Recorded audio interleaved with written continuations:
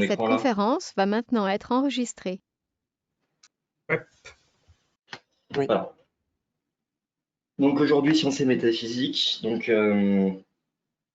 comment fonctionne la philo générale? La philo générale, on va avoir des sujets de dissertation qui vont soit poser une question, soit faire intervenir une notion, soit faire intervenir un couple de notions. Donc là, on est devant un couple de notions. Et le but du travail de la dissertation va être de problématiser ce rapport entre notions, puisqu'il n'y a pas de problématique qui préexiste à ce couple de notions qui m'est donné. Et par leur confrontation, avancer dans la conceptualisation de ces notions. Qu'est-ce que veut dire science, qu'est-ce que veut dire métaphysique, etc. Et du coup, quand on va commencer à travailler sur un sujet de ce genre, il va falloir commencer par essayer d'avoir pour soi une idée première de ce à quoi les notions renvoient avant d'entrer dans le sujet. Euh, pour ça, quand vous allez travailler sur une dissertation, au départ, vous n'allez pas avoir la culture philosophique nécessaire pour traiter absolument tous les sujets. On peut tomber sur un sujet sur la technique, on n'a jamais travaillé dessus, et à ce moment-là, on se demande bien comment on va faire pour problématiser. Et du coup, c'est là que rentre en ligne de compte ce que vous voyez à l'écran, donc les dictionnaires et manuels de philosophie. Il y a un dictionnaire qui est assez canonique pour la philosophie, c'est le Laland que vous voyez là, qui donne des définitions très claires, très, très claires, précises, et qui parfois même sur des notions très importantes va vous donner euh, une histoire du concept. Et de l'autre, la philosophie de A à Z, c'est quelque chose de moins pour les spécialistes, mais plus large dans le sens où vous allez aussi avoir des doctrines d'auteurs et des citations de textes, etc. Et c'est beaucoup plus abordable. Et du coup, quand vous allez vouloir réfléchir à un sujet de dissertation, parce que vous allez commencer par travailler sur des dissertations chez vous avant de les faire sur table, probablement, c'est assez manuel qu'il va falloir vous, vous référer pour commencer à problématiser le sujet. Euh, alors, du coup, par exemple, si on prend ces, ces outils et qu'on se demande qu'est-ce que la science pour commencer à débroussailler le sujet qui nous intéresse aujourd'hui. Le DICO, la langue, va nous dire que la science est un ensemble de connaissances et de recherches ayant un degré suffisant d'unité, de généralité, et susceptible d'amener les hommes qui s'y consacrent à des conclusions concordantes qui ne résultent ni de conventions arbitraires, ni des goûts ou des intérêts individuels qui leur sont communs, mais de relations objectives qu'on découvre graduellement et que l'on confirme par des méthodes de vérification définies. Donc là, ce qu'on va retenir, c'est que la science, c'est un ensemble de connaissances. Vous savez que l'étymologie du mot, en fait, il y a une étymologie double. D'une part, il y a la sophia qui désigne la science, mais il y a aussi l'épistémé. Donc, sophia, ça renvoie au savoir sous forme de sagesse, le savoir pratique. Épistémé, c'est littéralement le savoir fixé sur. Donc, c'est le savoir duquel on est sûr. Épistémé, c'est en grec ancien. Et du coup, ce qu'on va retenir ici, c'est que la science est un ensemble de connaissances, mais pas n'importe quel ensemble de connaissances. C'est pas les connaissances pratiques et quotidiennes. Je sais que demain le bus passera, etc. Non, c'est des connaissances qui ont une validité objective. Et pourquoi elles ont cette validité objective? Parce qu'elles procèdent d'une certaine méthode. La science se dote d'une certaine méthode pour pouvoir vérifier ces connaissances et parvenir à un savoir fixe, un savoir vérifiable. Dans l'autre dictionnaire, la philo de A à Z, donc vous allez voir, c'est plus abordable et plus concis. Et il va simplement nous dire que c'est que la connaissance scientifique positive repose sur des critères précis de vérification permettant une objectivité des résultats.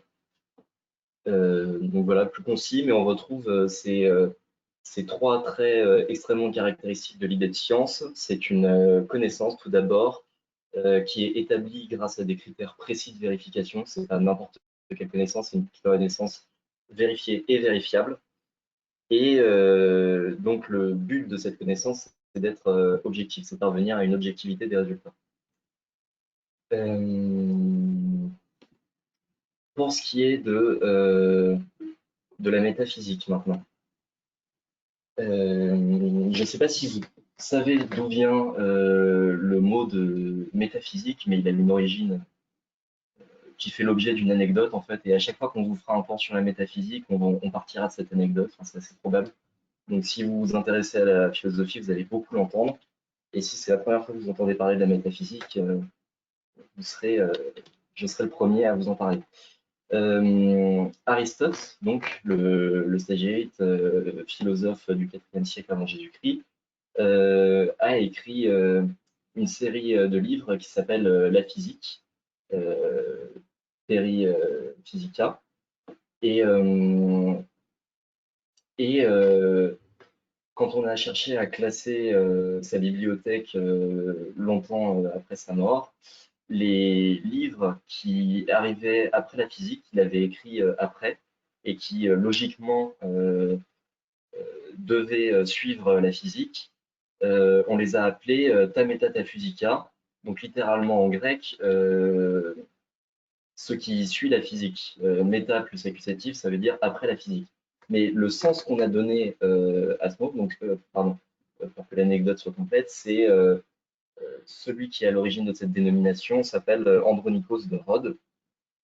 C'est celui qui a collecté et mis en forme la bibliothèque d'Aristote. Et donc, le sens qu'on a donné à ce terme, métaphysique, c'est ce qui va au-delà de la physique. Donc, le sens historique, on va dire, celui qui a apparu le premier dans l'histoire, c'est après la physique, mais on lui a donné le sens de au-delà de la physique. Donc, la métaphysique, si on regarde l'étymologie, c'est ce qui va transcender la physique, c'est ce qui va poser des questions au-delà de la physique, qui est une science. Donc, on voit directement la relation entre nos deux concepts, puisque la métaphysique se targue d'être une science qui va au-delà de la science, en fait. En tout cas, quand Aristote met à jour le concept de métaphysique, c'est dans ce sens, c'est ce sens-là qu'il lui donne. Pardon. Donc, que dit le dictionnaire Lalande? Le dictionnaire Lalande dit que chez Aristote, c'est la philosophie première qui comprend la connaissance des choses divines en même temps que celle des principes des sciences et de l'action. Donc, vous voyez en quel sens je disais que c'est une connaissance qui va au-delà de la physique. Elle va au-delà de la physique parce qu'elle va parler des choses divines qui, par essence, ne peuvent pas être objet de la science physique qui s'arrête aux choses empiriques qui peuvent être l'objet d'une démonstration mathématique, etc. Et elle va fonder les principes de la science. Donc, il ne peut qu'y avoir une science qui est au-delà de la science physique qui peut fonder ces principes. Ensuite, dans l'usage moderne du terme métaphysique, parce que la métaphysique, c'est une discipline philosophique qui a une postérité énorme derrière Aristote. Donc c'est Aristote qui forge le terme, même si lui parle de philosophie première. Mais la métaphysique existait déjà avant Aristote avec Platon. Platon est l'un des premiers exemples d'un grand système métaphysique. Et la philosophie entière est pénétrée de métaphysique jusqu'à à peu près jusqu'au 19e siècle, au moment où elle va commencer à poser problème. Mais la philosophie, la métaphysique et la science sont des notions extrêmement liées pendant une grande partie de l'histoire de la philosophie. Bref. Dans l'usage moderne, la métaphysique va désigner la connaissance d'un ordre spécial de réalité.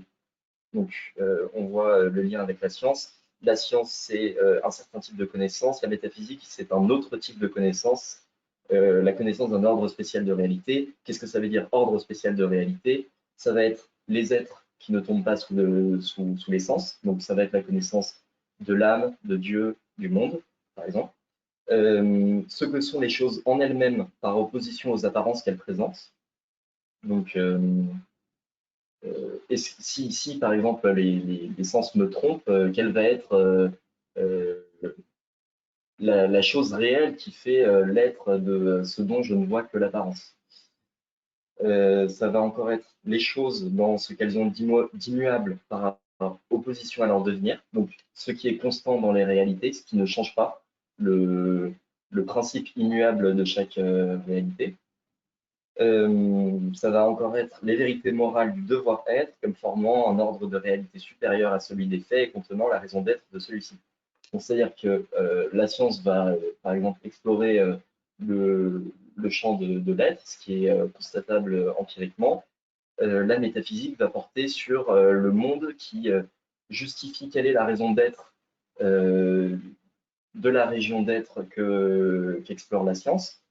Et on va poser les bases de ce que devrait être ce monde, c'est-à-dire quels sont les fondements de notre action morale, etc. Voilà. Donc, ah oui, et dans l'autre manuel, donc la philosophie de A à Z, la métaphysique, c'est ce qui a trait à des objets que l'on s'efforce de penser, mais dont il n'y a aucune expérience directe possible. C'est la partie de la philosophie qui parle de l'être en général et non pas de telle ou telle catégorie d'être. C'est encore la métaphysique aborde aussi la question des causes de l'univers et des principes fondateurs de la connaissance. Donc vous voyez que d'emblée, ce qui va poser problème dans ces deux notions, c'est que ce sont deux champs de connaissances bien distincts.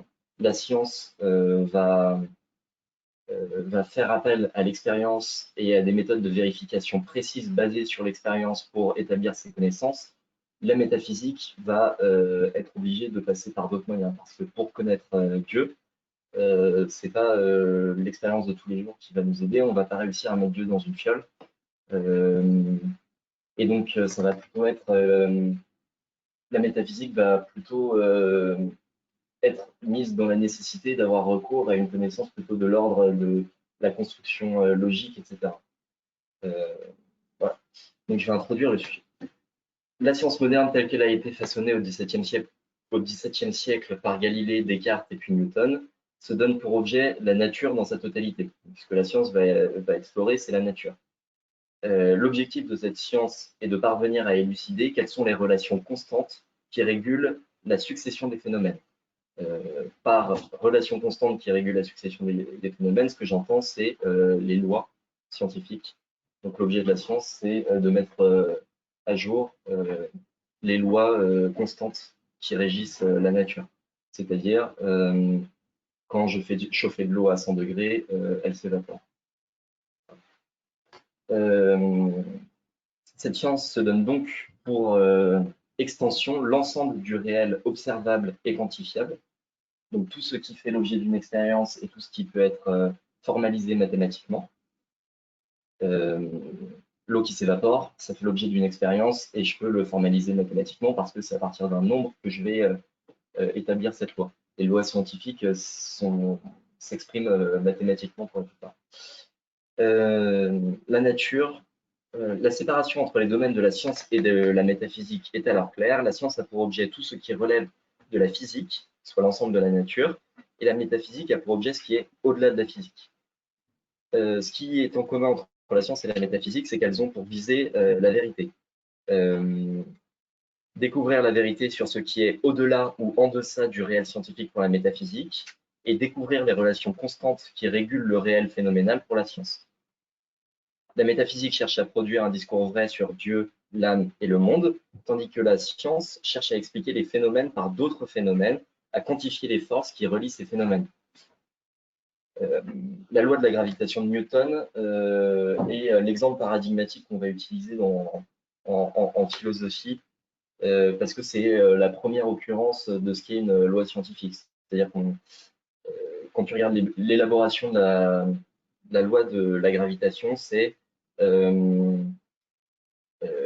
Kepler qui observe les étoiles, qui établit des lois à partir de ces étoiles, du mouvement de ces étoiles, pardon. Et à partir de cette observation, donc de cette formalisation de l'expérience, Newton met au point une théorie qui est exprimée mathématiquement. Ça, c'est l'exemple paradigmatique de ce qu'est une loi scientifique et l'exemple que vous pouvez utiliser quand vous voulez expliquer quoi que ce soit dans une dissertation au sujet de la science. Donc la science et la métaphysique sont deux disciplines qui ont la même visée, mais pas les mêmes objets. Il y a aussi une différence de méthode. La science est empirique, la métaphysique est spéculative. Donc la science se base sur l'expérience, la métaphysique va spéculer sur ce qu'est Dieu. Elle ne peut pas constater ce qu'est Dieu, donc elle va spéculer, c'est-à-dire établir un certain nombre de propositions et essayer de les prouver logiquement. Mais sur le fond, le mode de fonctionnement est similaire entre la science et la métaphysique parce qu'elles vont toutes les deux en appeler à la rationalité. On sait que la science va établir ses lois en fonction de relations mathématiques. C'est des équations mathématiques qui vont exprimer les lois. Et la métaphysique tire aussi son mode de raisonnement des mathématiques. En fait, la métaphysique va mettre au point des structures logiques qui donc tirent la logique est le principe commun entre les mathématiques et la métaphysique. Et la plupart des philosophes qui vont s'attaquer à la métaphysique, que ce soit Platon, Aristote, Descartes, Pascal, Leibniz, sont tous des mathématiciens à l'origine. Et donc, il y a ce même appel à la rationalité. Simplement, ce qui est différent, c'est que l'exigence de vérité n'est pas la même. La science va viser l'objectivité, donc en faire appel à l'expérience. La métaphysique va chercher à découvrir quelle est la vérité absolue qui justifie le monde. Par exemple, dans le cas de Newton, la science va se demander, va établir la relation constante de la gravitation. C'est-à-dire quand je vais lâcher cet objet, il va tomber à telle vitesse et donc je peux en déduire que la Terre fait le tour du Soleil en temps de jour, que Mercure fait le tour du Soleil en temps de jour, etc. Tandis que la métaphysique va se demander pourquoi la gravitation, quelle est la raison d'être de cet état de fait. Et c'est en cela que la métaphysique est au-delà du réel qu'explore la science, elle va interroger la raison d'être de ce réel. Et elle va souvent s'identifier avec un discours théologique, puisque ce qui va souvent justifier l'existence du monde, la façon dont les hommes sont faits, etc., ça va être Dieu et le plan qu'il a conçu pour notre existence. Mais on peut se demander si la métaphysique étudie vraiment le réel au même titre que la science, avec tout ce que je dis. On peut se dire plutôt qu'elle produit un discours rationnel, mais sur des objets fictifs. Dieu, l'âme, le monde, c'est pour nous des idées qui ont été battues en brèche depuis longtemps. Il y a un recul du discours religieux et de la croyance qui est assez net dans notre siècle, et donc il est légitime de se demander si la métaphysique n'est pas un immense édifice logique qui s'est emparé d'objets qui en réalité sont fictifs. Produire un discours sur ce qu'est l'âme, ce qu'est Dieu, dans un siècle où on ne croit plus ni en l'âme ni en Dieu, on voit bien que ça pose problème. Parce que la métaphysique va démontrer l'existence d'un objet. Par exemple, il va y avoir une série de preuves de l'existence de Dieu, mais on peut se demander si cette structure logique qui prouve l'existence d'un objet équivaut à prouver son existence réelle. C'est-à-dire, est-ce que l'existence est contenue logiquement dans les choses? Si elle est contenue logiquement dans les choses, si l'existence est contenue logiquement dans les choses, à ce moment-là, la métaphysique a droit de parler de Dieu et de poser son existence sans avoir recours à l'expérience. Mais on voit bien que ce n'est pas du tout la même démarche que celle de la science. Et on peut se demander à bon droit si la métaphysique a un discours qui porte sur des choses réelles. En fait, la métaphysique est en carence d'une pierre de touche empirique qui raccrocherait ses énoncés au réel. C'est-à-dire que quand elle produit un discours sur l'âme ou sur Dieu, elle est, il n'y a rien qui la retient de dire tout et son contraire. Il n'y a pas de pierre de touche expérimentale, il n'y a pas possibilité de mettre en place une expérimentation qui lui permette de déterminer une bonne fois pour toutes si objectivement Dieu existe ou l'âme existe. Donc voilà. Donc la question va être la métaphysique est-elle une science, par exemple? C'est quelque chose qui est évident dans l'Antiquité, c'est la plus haute science dans l'Antiquité. Maintenant, c'est plus si évident que la métaphysique est une science. En fait, la science et la métaphysique ont une naissance conjointe et liée, c'est-à-dire que les premiers mathématiciens sont aussi les premiers métaphysiciens. Parce qu'en fait, la raison qui se penche sur les problèmes scientifiques est irrémédiablement tirée vers des problèmes métaphysiques. C'est-à-dire que quand je vais étudier un problème scientifique, quand je vais étudier la gravitation, il y a forcément un moment où ma raison va se demander mais pourquoi la gravitation existe? Pourquoi Dieu a fait en sorte que nous ne flottions pas plutôt dans l'air? Quel est son plan dans l'existence? En fait, ce qui va caractériser la métaphysique, c'est cette question pourquoi qui surgit dès lors qu'on étudie quelque chose dont on peut faire l'expérience. Mais du coup, il y a une liaison forte entre la science et la métaphysique, parce qu'elles ont une naissance conjointe et que l'une appelle l'autre, ou inversement, parce qu'on va aussi voir que ça peut être difficile de penser une science sans fondement métaphysique, et qu'en fait, la science ne pourrait pas être science sans fondement métaphysique, mais ça, je garde ça pour plus tard. Donc, il y a une liaison forte entre ces deux courants de la culture, mais aujourd'hui, on essaye de les séparer. Et la question va aussi être de savoir si ces disciplines gardent encore un sens sans cet édifice commun, sans cette liaison commune. Parce qu'en fait, la science ne peut pas par elle-même donner un sens au réel qu'elle étudie. C'est-à-dire que sans la métaphysique, la science ne sait pas de quoi elle est science. C'est-à-dire que si on décrète que le monde dans lequel on évolue, tout ce que je vois, la gravitation, mon monde quotidien, cette table que je touche, etc., ce n'est qu'une apparence et que je suis un cerveau dans une cuve, ce n'est pas la même conception du réel que si je dis qu'il y a une existence en soi des choses qui existent autour de moi. Donc, et ce n'est pas la science qui peut déterminer si je suis un cerveau dans une cuve ou euh,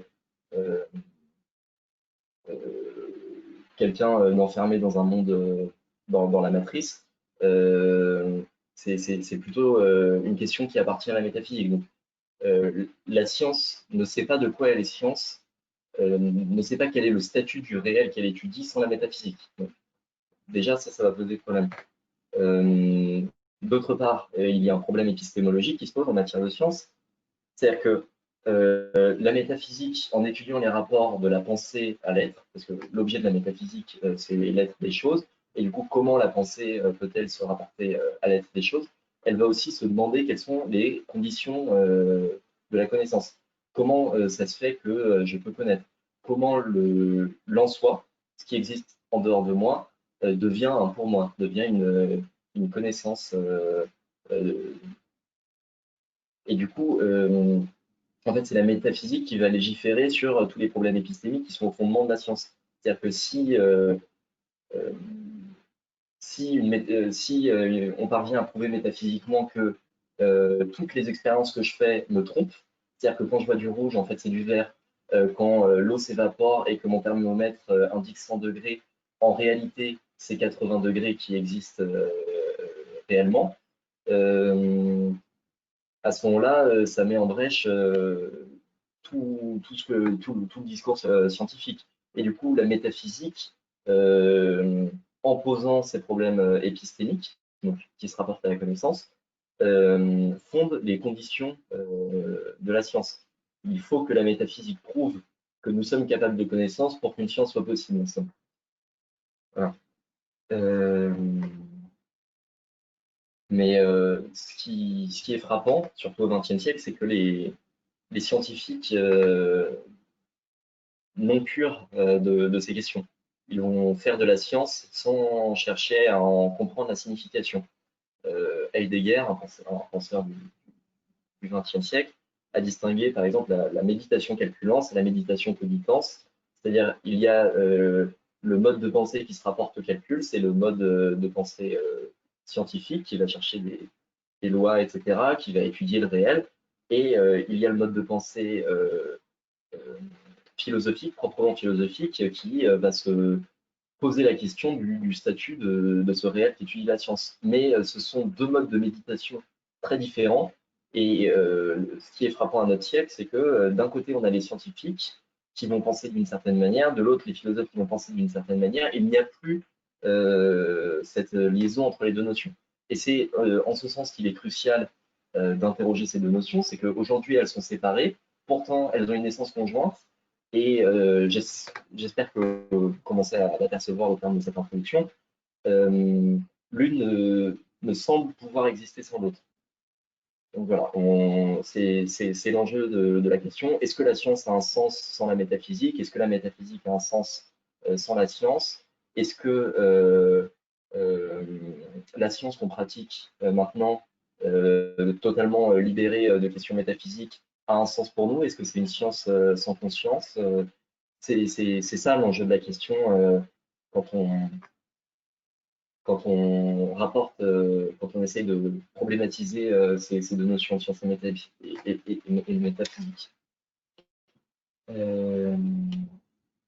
Voilà, ça c'est l'introduction.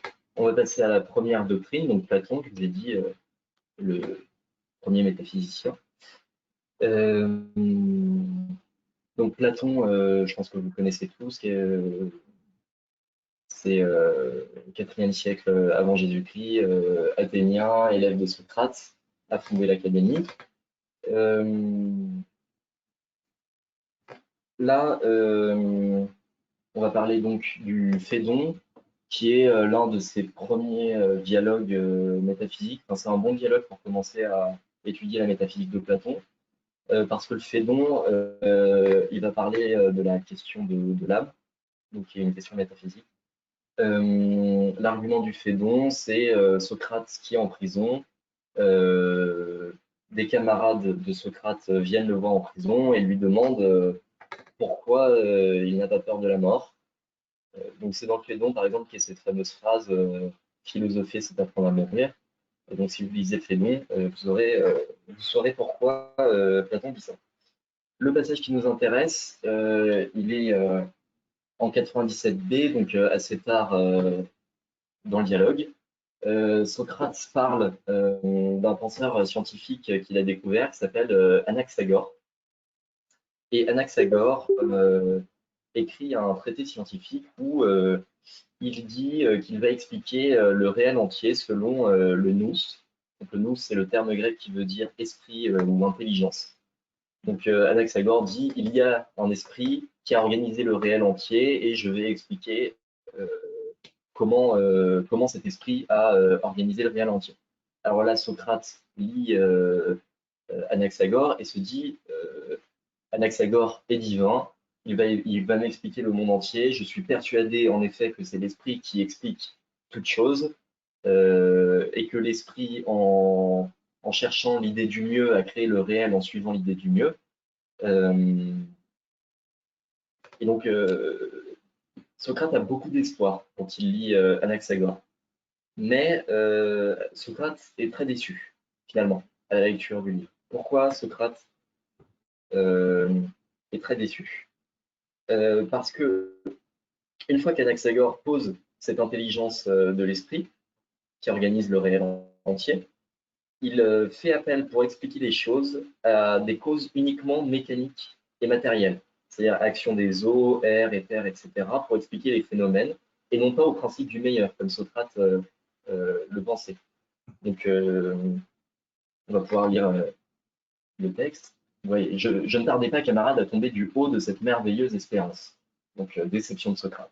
Car, avançant dans ma lecture, je vois un homme qui ne fait aucun usage de l'intelligence et qui, au lieu d'assigner des causes réelles, c'est-à-dire provenant de l'esprit à l'ordonnance du monde, prend pour des causes l'air, l'éther, l'eau et quantité d'autres choses étranges. Il me sembla que c'était exactement comme si on disait que Socrate fait par intelligence tout ce qu'il fait et qu'ensuite, essayant de dire la cause de chacune de mes actions, on soutient d'abord que si je suis assis en cet endroit, c'est parce que mon corps est composé d'eau et de muscles, que les os sont durs et ont des joints qui les séparent, et que les muscles, qui ont la propriété de se tendre et de se détendre, enveloppent les os et les chairs, et la peau qui les renferme, que, bon, je ne vais pas vous lire tout le développement, mais ce que vous avez compris, c'est que si Socrate est assis dans sa cellule, c'est parce qu'il l'a décidé. C'est Socrate qui commande à ses os, à ses muscles, etc. Donc, l'action de ses os et de ses muscles sont un moyen pour Socrate d'être assis dans sa cellule, ou serait un moyen pour Socrate s'il décidait de fuir de sa cellule. Et donc, la cause réelle de pourquoi Socrate est dans sa cellule, la cause réelle de pourquoi Socrate est dans sa cellule et qu'il n'est pas plutôt en train de fuir pour échapper au châtiment d'Athènes, parce que vous savez que Socrate est condamné à mort. La cause réelle, c'est qu'il l'a décidé, c'est son esprit, son intelligence qui a pesé le pour et le contre et s'est dit je préfère subir une injustice qu'on commette, donc je reste dans ma cellule et je vais subir mon châtiment. Ses os et ses muscles sont les moyens de son action et non la cause de son action. Et donc ce que dit Socrate, c'est que il en va de même dans le réel que pour l'être humain. C'est-à-dire que les causes, ce qui est mécanique dans le réel est un moyen, non une cause. On ne peut pas expliquer le réel selon une relation mécanique. C'est-à-dire que l'esprit ordonne le réel et il utilise pour ordonner le réel une certaine dose de choses matérielles. Mais ce n'est pas par les choses matérielles qu'on peut expliquer le réel. Et donc, Socrate est très déçu par la science que propose Anaxagore et propose, lui, ce qu'il va appeler une seconde navigation. C'est-à-dire qu'il va chercher une cause qui rende compte des phénomènes intelligibles. Et on voit bien que ce n'est pas les choses matérielles qui peuvent rendre compte des phénomènes intelligibles.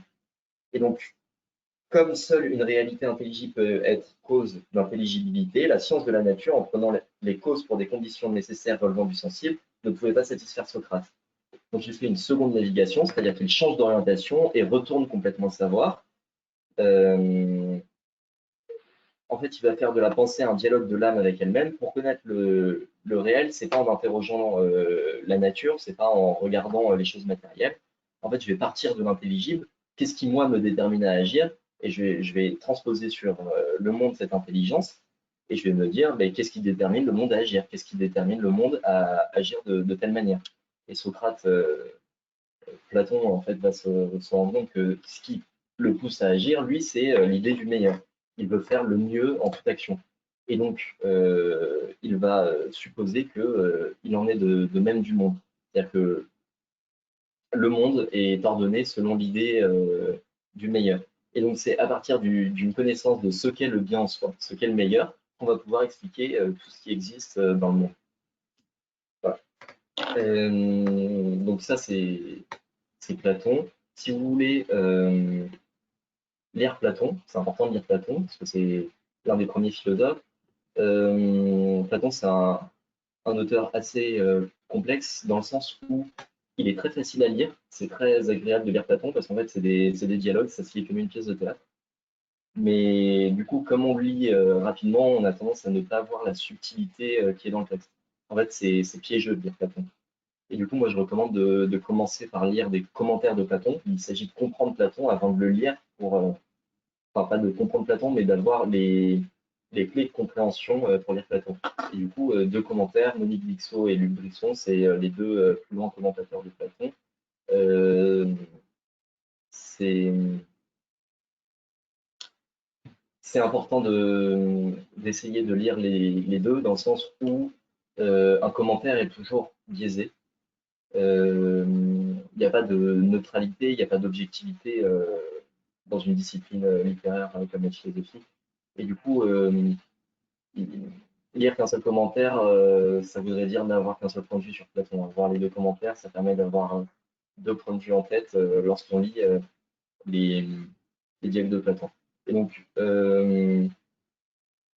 moi, je conseille une fois qu'on a lu les commentaires, de commencer par lire le Ménon, c'est très clair. On peut lire les lois, mais c'est dur à lire. En fait, beaucoup de gens conseillent de commencer par les lois parce que c'est le dernier dialogue qui a été écrit. Euh, et du coup, Platon récapitule un peu tout ce qu'il a fait auparavant. Et donc, on a une vue d'ensemble de l'œuvre dans ce dialogue. Mais il est vraiment dur à lire. Donc, moi, je ne recommande pas. Mieux vaut lire le Ménon. Et ensuite, c'est en fonction de ce qui vous intéresse pour la question de la vertu et de comment mener son existence, comment vivre en tant que citoyen, comment, quel est le meilleur système politique, etc. Ça va être Protagoras, Gorgias, Ménon, République. Il faut les lire voilà. Pour la métaphysique, ça va être Phédon, le banquier, le Phèdre. Et sur l'ontologie et la science, ça va être plutôt le Parménide, le Théétète et le Sophiste. Je vous ai recommandé un certain nombre d'éditions, ou plutôt les éditions Flammarion, c'est généralement les meilleures traductions. Les éditions Gallimard aussi ont des bonnes traductions et surtout ont l'avantage de regrouper logiquement les dialogues. C'est-à-dire que, comme vous voyez là, on a tous les dialogues de la métaphysique.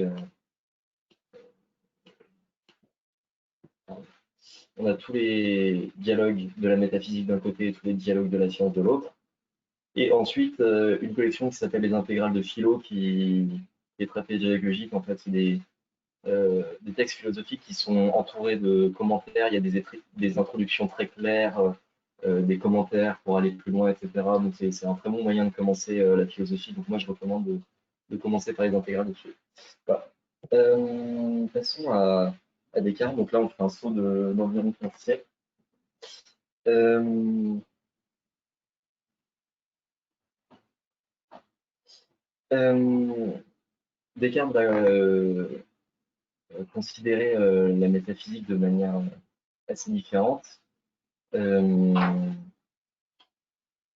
C'est-à-dire que la question première de Descartes, c'est comment bien mener sa vie, quel est euh,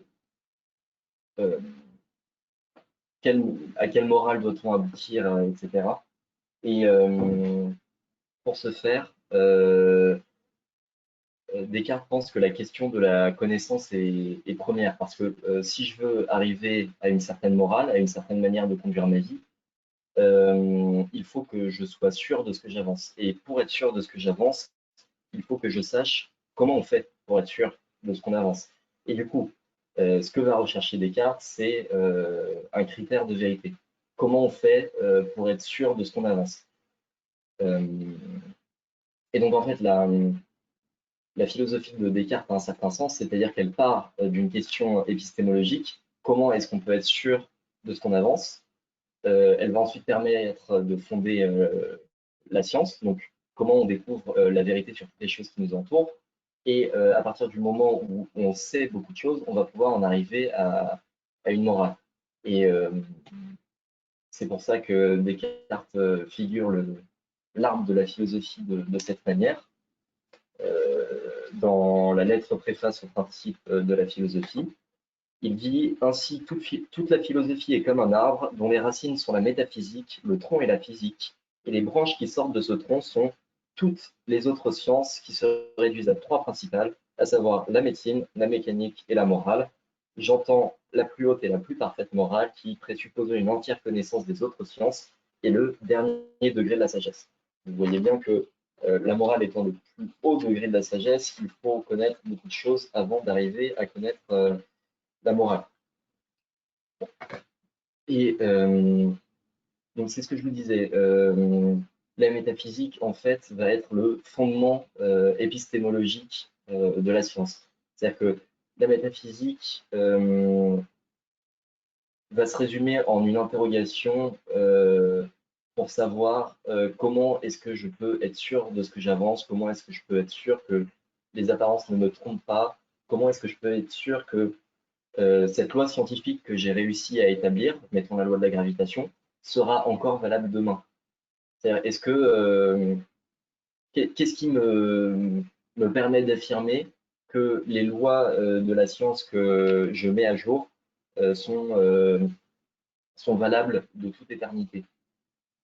Et, et donc ça, c'est le projet des très célèbres méditations métaphysiques, donc, qui ont été rédigées en latin. Dans la première méditation,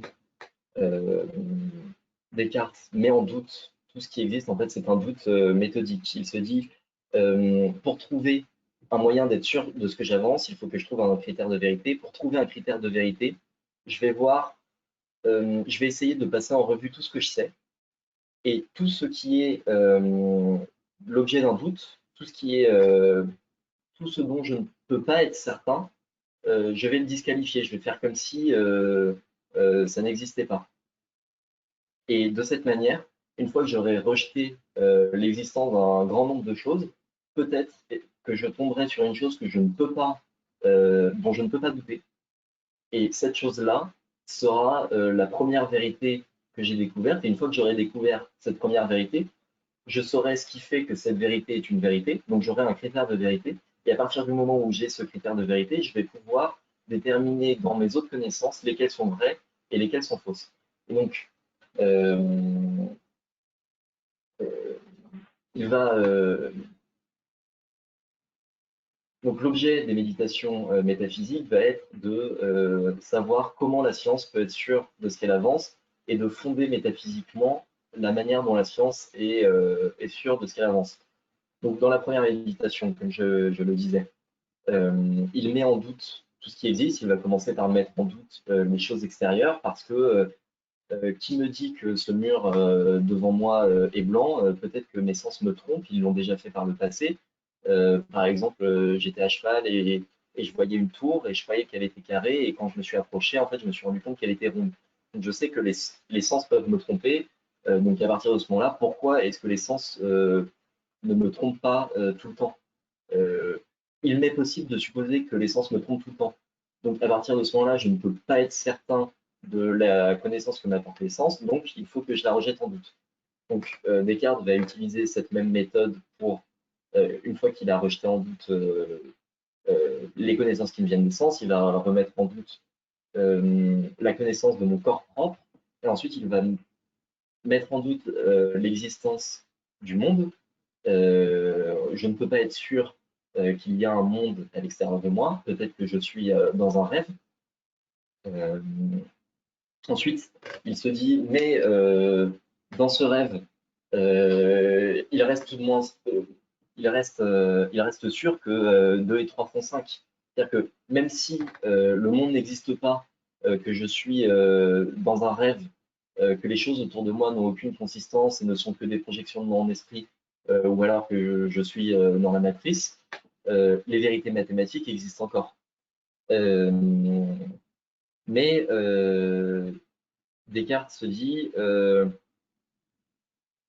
même si j'ai de fortes raisons euh, de penser que les vérités mathématiques sont encore certaines, euh, il est possible que Dieu ou la personne qui a créé le monde soit trompeuse.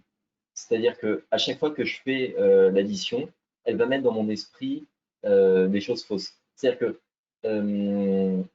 si le monde, si la façon dans laquelle j'existe a été créée de telle manière que je ne puisse pas connaître la vérité, enfin, pardon, j'ai du mal à l'exprimer. La manière, bref, un Dieu trompeur, Dieu pourrait être trompeur. Je pourrais n'avoir aucun moyen d'atteindre la vérité. Je pourrais me tromper à chaque fois que je dis 2 et 3 font 5. Donc, même de ça, je ne peux pas être sûr. Donc ça, c'est la première méditation. Donc au terme de la première méditation, Descartes n'est sûr de rien. Il se dit, il n'y a aucune chose probante dans le monde, rien dont je ne puisse être sûr.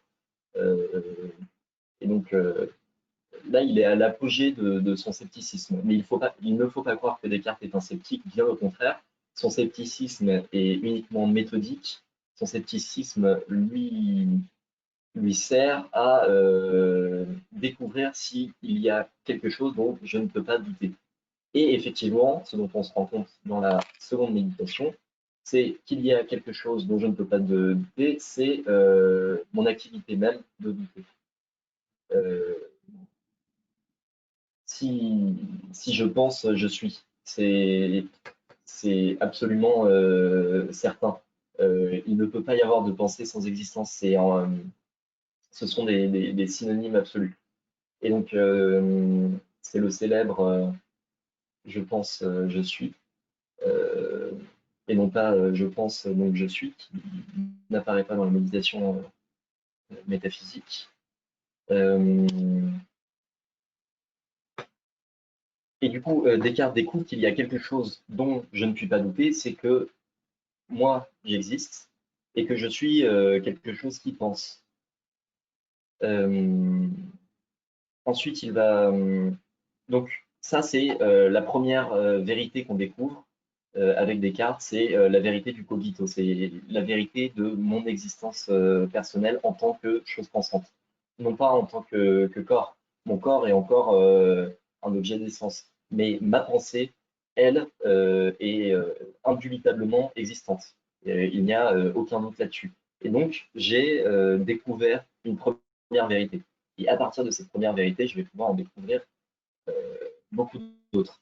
Donc, dans la deuxième, dans la deuxième méditation, une fois qu'il a découvert cette vérité du cogito, Descartes va caractériser ce qu'est une chose pensante. Dans la troisième méditation, il va dire très bien, à chaque fois que je pense que j'existe, il est sûr que j'existe. Mais quand je ne pense pas euh, que quand je ne pense pas, c'est-à-dire quand ma pensée n'est pas réflexive, quand je ne pense pas à ma propre existence, en fait, ma pensée n'a plus la même consistance. C'est-à-dire que je me laisse avoir par une série de pensées. Ma conscience est quelque peu passive. Elle n'est plus dans une démarche active. Et à partir de ce moment où je ne pense plus au fait que j'existe, à partir du moment où je n'ai plus cette vérité dans l'esprit, qui me dit qu'elle est encore vraie? Il est possible que, euh, il est possible que mon existence ne soit vraie que quand je pense, puisque l'existence est corrélative de la pensée. Donc il va falloir trouver un moyen de prouver la pérennité de cette connaissance. Et donc la troisième méditation va prouver l'existence de Dieu en tant que Dieu rend pérenne mes connaissances. C'est-à-dire que Dieu rend certain que euh, les choses que j'ai découvertes, qui sont vraies, continuent d'exister. C'est-à-dire que si je découvre une vérité, cette vérité est permanente. Comment il va prouver l'existence de Dieu? Il va se rendre compte qu'il y a dans son esprit l'idée d'infini et que, étant lui-même un être fini, il ne peut pas avoir conçu de lui-même cette idée d'un être infini. L'idée d'infini ne peut exister dans son esprit que parce qu'il existe un être infini qui l'a mis dans son esprit. Parce que moi, étant fini, je ne peux pas concevoir l'infini si l'infini n'avait pas agi sur moi. Voilà.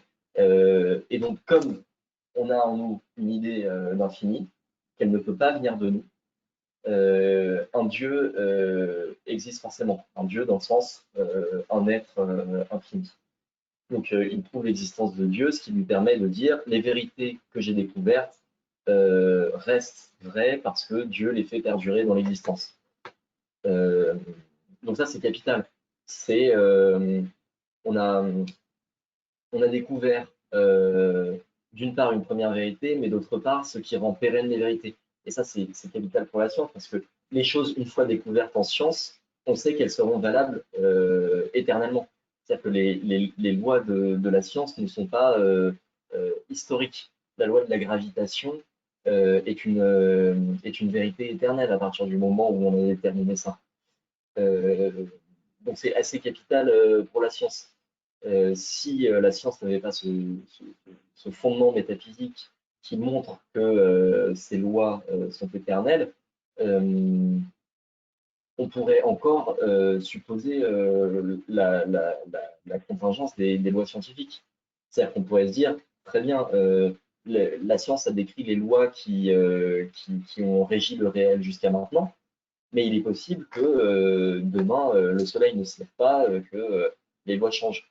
Mais avec cet édifice métaphysique que construit Descartes, ce doute n'est plus permis. Les lois que découvre la science sont éternelles.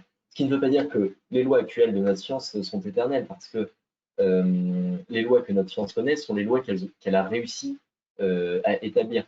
Donc il faut faire une distinction entre les lois de la nature, les lois qui sont propres à la nature, et les lois scientifiques, c'est-à-dire jusqu'où va notre connaissance des lois de la nature, parce que les lois de la science ne sont jamais parfaites. C'est-à-dire que la loi de la gravitation de Newton, par exemple, a été utilisée pendant 3 siècles, ça n'a posé aucun problème, à part pour le périhélie de Mercure, mais on s'est rendu compte qu'il ne fallait pas concevoir la gravitation de cette manière, et que enfin, on s'est tout simplement aperçu qu'il y avait une meilleure théorie en 1916 quand Einstein a édicté la théorie de la relativité générale. C'est-à-dire que nos lois scientifiques sont imparfaites, elles tendent à être parfaites, mais elles sont imparfaites. Cependant, les lois de la nature, elles, sont éternelles. Et ce que vise à établir nos lois scientifiques, ce sont les lois de la nature. Elles tendent à s'approcher le plus près possible de ces lois de la nature. Voilà, donc ça c'est pour la troisième méditation. La quatrième méditation, Descartes, à partir de cette découverte d'une vérité première, va se demander qu'est-ce qui fait que cette vérité première est une vérité absolue et que je ne peux pas en douter. Qu'est-ce qui fonde la vérité de quelque chose? Et du coup, il va construire dans cette quatrième méditation le critère pour distinguer le vrai et le faux. Et donc ce critère, ça va être le critère de l'évidence. C'est-à-dire qu'une idée va être, je vais pouvoir considérer une idée comme vraie à partir du moment où elle est évidente, c'est-à-dire que je ne peux pas douter de cette idée. Parce que selon la première vérité qu'a découverte Descartes, ce qui lui permet de la poser comme vérité, c'est qu'il ne peut pas en douter. Il est impossible d'en douter. Donc, c'est bien une vérité, c'est bien une certitude. Et donc, mon critère pour distinguer le vrai et le faux va être l'évidence. Mais là, pour l'instant, c'est compliqué parce que mon évidence ne s'applique qu'à deux objets, c'est-à-dire mon existence personnelle et celle de Dieu. Mais en fait, quand on regarde le fonctionnement de la science ou le fonctionnement de la métaphysique, de la mathématique et de la logique, etc., en fait, on peut formaliser ces démonstrations, ces constructions, comme des chaînes d'évidence. C'est-à-dire qu'on a une évidence première. Ensuite, de cette évidence première, on va pouvoir en conclure la seconde, la troisième, etc. etc. Et donc, le critère d'évidence va porter sur des choses extrêmement particulières. Il ne va pas porter sur je vois la théorie de la gravitation de Newton, je me dis elle est évidente, je ne peux pas en douter, et à partir de ce moment-là, je la considère comme vraie. Non, le critère d'évidence, ça va être d'examiner avec minutie chaque maillon de la démonstration qui permet à Newton d'arriver à sa formalisation. Et donc, ça c'est assez capital parce que déjà on a trouvé un critère de vérité dans l'évidence. Donc, les méditations métaphysiques qu'ont fait Descartes lui permettent de trouver un critère de vérité que va pouvoir utiliser la science. Et ensuite, ça veut dire que la science ne peut être qu'analytique. Et quand je dis analytique, c'est-à-dire que la science va devoir décomposer son objet.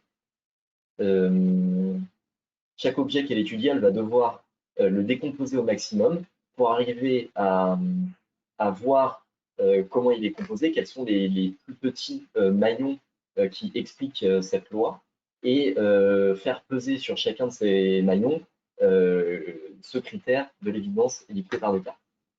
Voilà. Et ensuite, les cinquième et sixième méditations métaphysiques.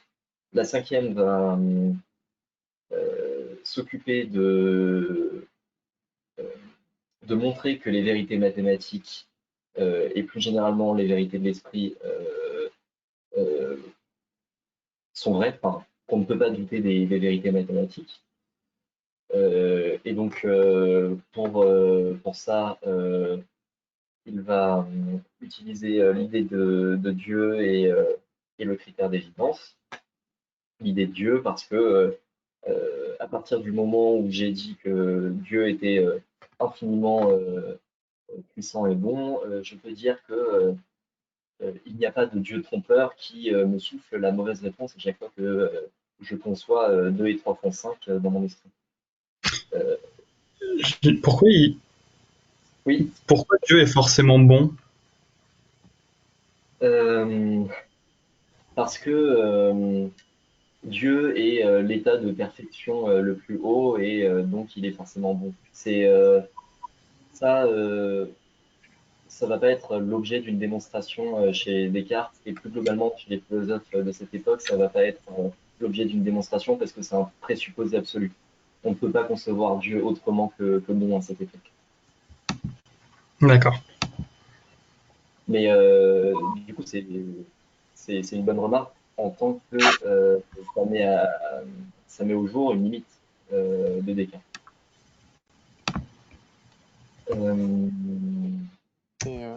Sinon, est-ce que les règles de la logique rentrent aussi dans le critère d'évidence pour pouvoir construire justement cette chaîne de preuves depuis les preuves élémentaires?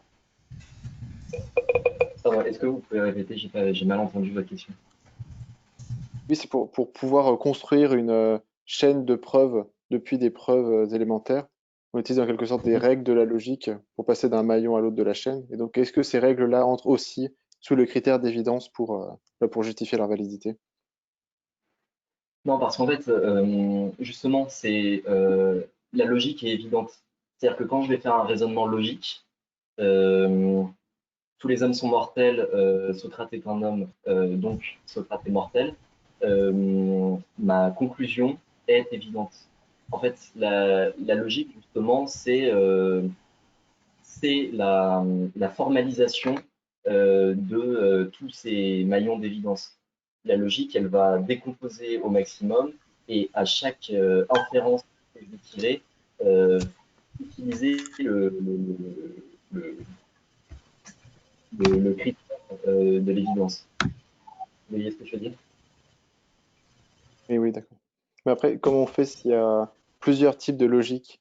Je ne suis pas du tout spécialiste de ça, mais il me semble qu'en maths, il y a plusieurs types de logique. Donc, comment on fait pour savoir laquelle serait la plus évidente? Faut formaliserait le mieux cette évidence.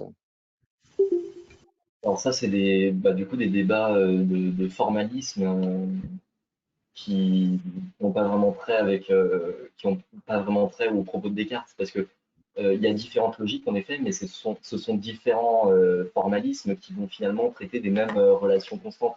C'est-à-dire que il n'y a pas une logique qui va dire que si Socrate est un homme et que Socrate est mortel, on ne peut pas conclure que pardon, je me suis embrouillé dans mon syllogisme, mais vous avez compris ce que je veux dire. Toutes les logiques vont peu ou prou arriver à peu près au même résultat, mais selon des formalismes différents. C'est-à-dire qu'il va y avoir certaines logiques qui vont utiliser des atomes de proposition et les relier entre eux. C'est-à-dire un carré est vert et un carré est bleu, et on va faire des relations entre ces deux énoncés atomiques. Certaines logiques, en revanche, vont utiliser des prédicats, c'est-à-dire qu'il va y avoir un sujet, un verbe, etc. Donc ce sera plus des relations entre atomes autosuffisants, mais une mise en relation plus précise. Mais ce sont des formalismes différents pour finalement parler de la même réalité. C'est-à-dire que dans n'importe quelle logique, je pense, je suis est une évidence première.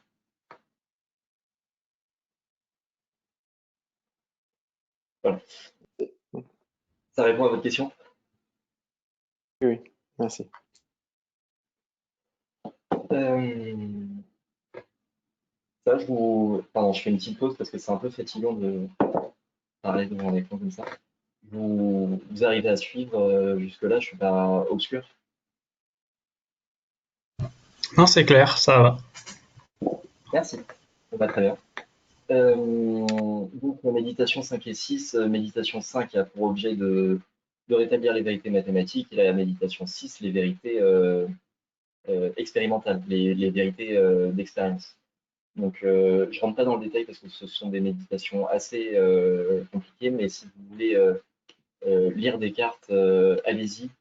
À mon sens, Descartes, c'est une manière d'écrire et de philosopher qu'il faut imiter quand on fait une dissertation, parce que c'est une manière, il a une manière d'écrire extrêmement claire, synthétique, logique.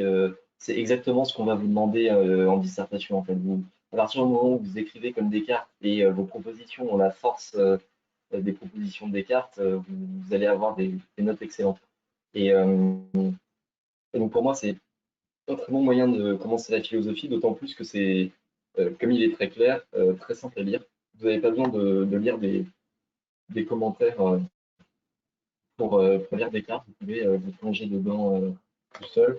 Après, je vous recommanderais quand même de suivre un ordre de progression, c'est-à-dire que de suivre la chronologie des œuvres de Descartes, c'est-à-dire de commencer par le discours de la méthode, qui est plus simple que les méditations métaphysiques, qui sont plus simples que les principes de la philosophie, d'autant plus que chacun fait référence au précédent et prend certaines choses pour évidentes qui ont été démontrées dans le précédent.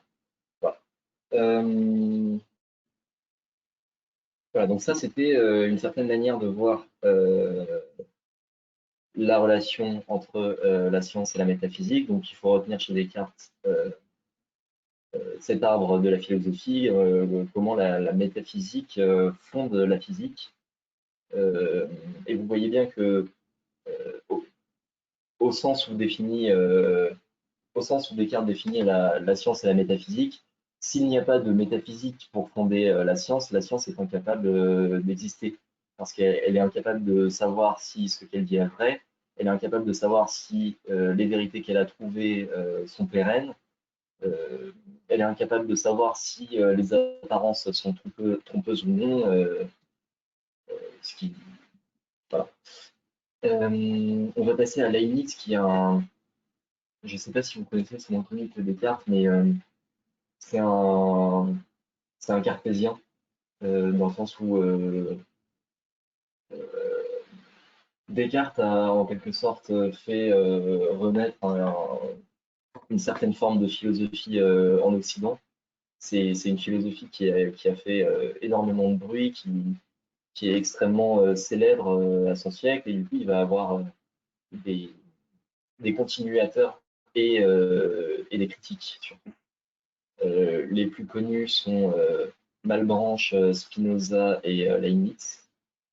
Donc, en fait, chacun va partir des prémices qu'a réussi à construire Descartes, à partir des bases qu'a réussi à établir Descartes, et va emmener la philosophie plus loin jusqu'à aller jusqu'à contredire Descartes. C'est-à-dire que Descartes, il va poser certaines prémices, il va dire, à partir de ces prémices, on peut dire qu'il y a un Dieu qui a créé le monde et que l'homme est libre, tandis que le monde est déterminé par des lois de la nature. Et Spinoza va partir des prémices de Descartes pour lui dire Dieu n'a pas créé le monde, Dieu est le monde, et l'homme n'est pas libre, il est déterminé par les lois de la nature, exactement de la même manière dont le reste de la nature est déterminé par ses lois. Mais en partant exactement des mêmes prémices. Donc euh, c'est pas mal dans ce sens, c'est aussi très bien de commencer par Descartes parce qu'en fait, la plupart des philosophes qui sont postérieurs à Descartes ont un fondement cartésien. C'est absolument fondamental d'avoir lu Descartes. Pour moi, c'est le premier philosophe à lire. Et ce que je trouve assez dingue chez Descartes, c'est que on a beau être pas d'accord avec lui, moi si on ne croit pas en Dieu, si on ne pense pas que la conscience est aussi absolue, qu'il n'y a pas d'âme qui existe, etc., on sera fondamentalement pas d'accord avec ce que dit Descartes. Et pourtant, on prend un plaisir à le lire et à voir la clarté de l'évidence de ses propositions, etc. Enfin, c'est vraiment c'est un grand bonheur de lire Descartes, je vous le conseille beaucoup. Si vous ne l'avez pas fait, donc Leibniz, Principe de la nature et de la grâce fondée en raison, c'est un petit livre qui va être très intéressant pour notre sujet parce que dans les 6 premiers paragraphes, il va parler de physique. En fait, Leibniz est mathématicien, physicien, philosophe. Il avait beaucoup de casquettes différentes. Et donc les 6 premiers paragraphes vont parler de physique. C'est une œuvre de physicien telle qu'on faisait de la physique à l'époque. Donc il présente, par exemple, pourquoi il n'est pas pour l'atome, pourquoi il est pour ça, etc. Donc des thèses physiques. Et il y a le paragraphe 7 qui fait office de transition et les 7 paragraphes d'après ont pour objet la métaphysique de Leibniz. Et donc le paragraphe 7, qui est archi connu, et qui a posé une question qui est absolument capitale et qui peut nous permettre de définir la métaphysique, va nous intéresser parce que le début de l'œuvre, c'est la physique, et ensuite, on va voir comment on passe à la métaphysique. Quel est le chemin de continuité entre la physique et la métaphysique. C'est-à-dire que pour Descartes, pour qu'il y ait de la physique, il faut qu'il y ait de la métaphysique. Pour Leibniz, ça va être au contraire. On va faire de la physique et en étudiant la physique, on va se poser des questions tellement compliquées qu'elles ne vont plus relever de la physique, mais vont exiger qu'on passe à la métaphysique. Et en cela, Leibniz est plutôt héritier d'Aristote que de Descartes. Bon, on va lire le texte et je vais expliquer au fur et à mesure. Il n'est pas très compliqué, il est magnifique. Donc, jusqu'ici, nous n'avons parlé qu'en simple physicien. C'est ce que je vous disais, les 6 premiers paragraphes ont pour objet sa physique. Maintenant, il faut s'élever à la métaphysique. Donc, on a ce sens de métaphysique dans le sens de au-delà de la physique, connaissance au-delà de la physique, en nous servant du grand principe, peu employé communément, qui porte que rien ne se fait sans raison suffisante. Alors ça, c'est capital dans la philosophie de Leibniz, c'est le principe de raison suffisante. Qu'est-ce que ça veut dire, ce principe de raison suffisante? C'est-à-dire que rien ne peut exister sans qu'il y ait une raison pour exister. Et qu'est-ce que ça veut dire de poser ça? Ça veut dire que les choses ont une finalité. C'est-à-dire que les choses existent pour une raison. Je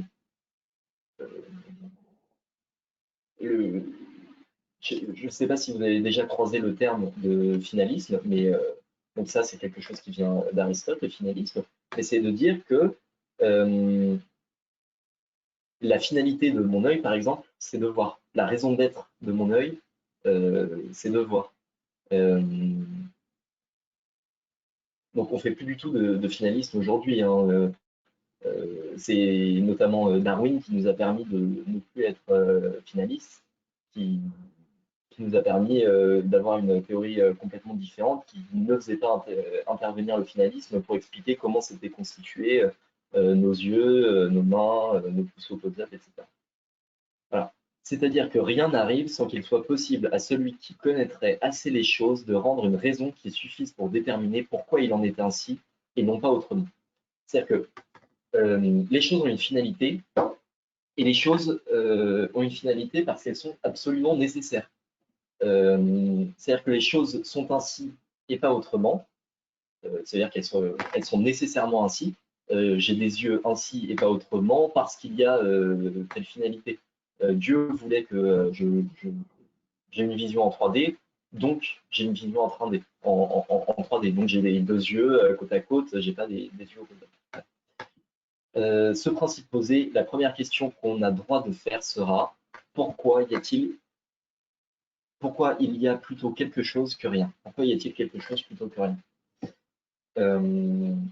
Ça, c'est la question de la métaphysique, et dans le sens où vous avez remarqué que la science, ce qui va caractériser la science, c'est plutôt de poser la question de comment les phénomènes, comment un phénomène en enclenche un autre. C'est-à-dire comment une certaine chaleur enclenche l'évaporation d'une certaine somme d'eau, comment l'attraction de telle planète va dévier la trajectoire de telle autre.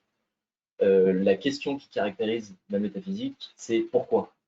C'est pourquoi l'eau bout, pourquoi les planètes bougent ainsi. Mais bon, ces questions, elles sont pas tellement intéressantes. La question la plus intéressante et la plus capitale, c'est pourquoi y a-t-il quelque chose plutôt que rien? C'est qu'est-ce qui fait qu'il existe quelque chose? Qu'est-ce qui fait qu'on est passé du néant à une existence? Qu'est-ce qui peut justifier ça? Donc ça, c'est une question absolument existentielle. C'est une question existentielle parce qu'elle se pose à l'échelle de notre vie. Déjà, pourquoi moi j'existe, j'aurais pu ne pas exister. Je me rends bien compte que mon existence dépend de toute une série de facteurs qui ne sont absolument pas nécessaires. Si mes parents ne s'étaient pas rencontrés, si il ne s'était pas passé telle chose, je n'existerais pas. Et on peut étendre cette réflexion absolument existentielle euh, en, euh, en question métaphysique. Donc, pourquoi y a-t-il quelque chose plutôt que rien? Euh, euh, et c'est une question qui se pose, explique Leibniz, parce que il est plus facile qu'il existe du rien que du quelque chose. C'est-à-dire que on se rend bien compte que l'existence de quelque chose va, euh, en un certain sens, demander plus d'efforts que la non-existence. C'est-à-dire que je me rends bien compte que ça me demande plus d'efforts de faire une action, de faire advenir une action à l'existence, que de ne pas la faire. Et de même, on peut étendre, bon, c'est ce que fait Leibniz, on peut se dire qu'il en va de même dans l'univers, que le rien est plus simple et plus facile que quelque chose. C'est-à-dire que l'existence, en fait, ne va pas de soi, l'existence n'est pas plus facile que le néant. Il, il y a du néant, et quelque chose fait qu'il y a quelque chose plutôt que du néant. Pourquoi y a-t-il quelque chose? Voilà, donc ça, c'est ce qu'on va découvrir avec la suite du texte, mais vous, vous imaginez bien que la réponse, ça va être Dieu, et que pour la plupart, ça ne va pas vous satisfaire. À ce moment-là, il va falloir se tourner vers d'autres philosophes. Nota bene, je ne vais pas parler d'Heidegger aujourd'hui ni la prochaine fois, mais pourquoi y a-t-il quelque chose plutôt que rien? C'est la question que pose Heidegger, et Heidegger ne va pas répondre Dieu. Donc si cette question vous taraude et que la réponse de Leibniz ne vous sied pas, vous pouvez aller lire Heidegger. Mais il faut lire Qu'est-ce que la métaphysique, et ensuite Introduction à la métaphysique. Bon, c'est assez dur Heidegger, mais si vous êtes très intéressé par cette question. De plus, supposer que des choses doivent exister, il faut qu'on puisse rendre raison pourquoi elles doivent exister ainsi et non autrement. Donc ça, c'est le principe de raison suffisante. C'est euh, si, à partir du moment où les choses existent, comme le rien est plus simple que quelque chose, il faut bien qu'elles aient une raison pour exister. Parce que si j'ai pas de raison pour faire une action, je vais rien faire. Et de même pour l'univers, si les choses n'ont pas de raison d'exister, elles ne vont pas exister. Il faut qu'il y ait une raison qui soit la source de l'existence des choses. Donc pourquoi y a-t-il quelque chose plutôt que rien? Il faut absolument qu'il y ait une raison qui réponde à cette question. Il faut qu'il y ait une raison qui fasse que on va préférer l'existence à la non-existence. Donc c'est en ça que le principe de raison suffisante est absolument capital chez Leibniz. Donc on va lire le paragraphe 8 pour avoir la réponse à toutes ces questions. Or, cette raison suffisante de l'existence de l'univers ne saurait se trouver dans la suite des choses contingentes, c'est-à-dire des corps et de leur représentation dans les âmes. Qu'est-ce que ça veut dire? Ça veut dire que c'est pas dans la physique qu'on va découvrir quelle est la raison suffisante des choses. Parce que la raison suffisante des choses, c'est ce qui donne aux choses leur caractère de nécessité, ce qui fait que les choses doivent être ainsi et pas autrement. Il y a une raison qui fait que les choses sont ainsi et pas autrement. Donc ces choses sont absolument nécessaires. La suite des choses contingentes, c'est l'inverse de nécessaire. contingente, c'est ce qui aurait pu ne pas être ou ce qui aurait pu ne pas être autrement. Voilà. Donc, vous voyez bien que la contingence du monde ne peut pas me donner la réponse de pourquoi les choses existent et en quoi c'est absolument nécessaire que les choses existent. Alors, donc ça, c'est absolument logique. Parce que la matière étant indifférente en elle-même au mouvement et au repos, et à un mouvement tel ou tel autre, on y saurait trouver la raison du mouvement et encore moins d'un tel mouvement. Ça, c'est autre chose, c'est que la matière est animée par quelque chose. S'il n'y a rien qui pousse la matière, elle ne bouge pas. Mon stylo, il reste stable sur mon bureau avant que je bouge. D'ailleurs, petit aparté, je vais parler d'Aristote parce que c'est quand même lui qui a fondé la métaphysique. J'en ai pas parlé parce que je ne suis pas spécialiste, mais là, ça appelle, je pense, un petit aparté sur Aristote parce qu'il y a une référence très claire. C'est-à-dire que Aristote est à l'origine un physicien et va ensuite arriver à la métaphysique. Pourquoi? Parce que en tant que physicien, il va se rendre compte que une chose en cause une autre. C'est-à-dire que dans chaque chose, il y a quelque chose qui est mu, quelque chose qui est causé par quelque chose et quelque chose qui est moteur d'autre chose. C'est-à-dire que, par exemple, si je prends un plan de billard, la première cause, ça va être le coup de queue sur la boule de billard. Et ensuite, dans chaque boule, il va y avoir quelque chose qui est mu et quelque chose qui est moteur. Parce que la première boule en fait bouger la seconde est mue par la première et fait bouger la troisième, et ainsi de suite. Donc, Aristote, en voyant ce mouvement des choses, c'est que les choses obéissent à une causalité. Et d'ailleurs, la causalité est absolument nécessaire pour faire de la science. Si on ne conçoit pas que les choses se causent les unes les autres, on ne peut pas faire de science parce que les lois scientifiques sont proprement une formalisation de cause. C'est-à-dire comment tel phénomène cause tel autre phénomène.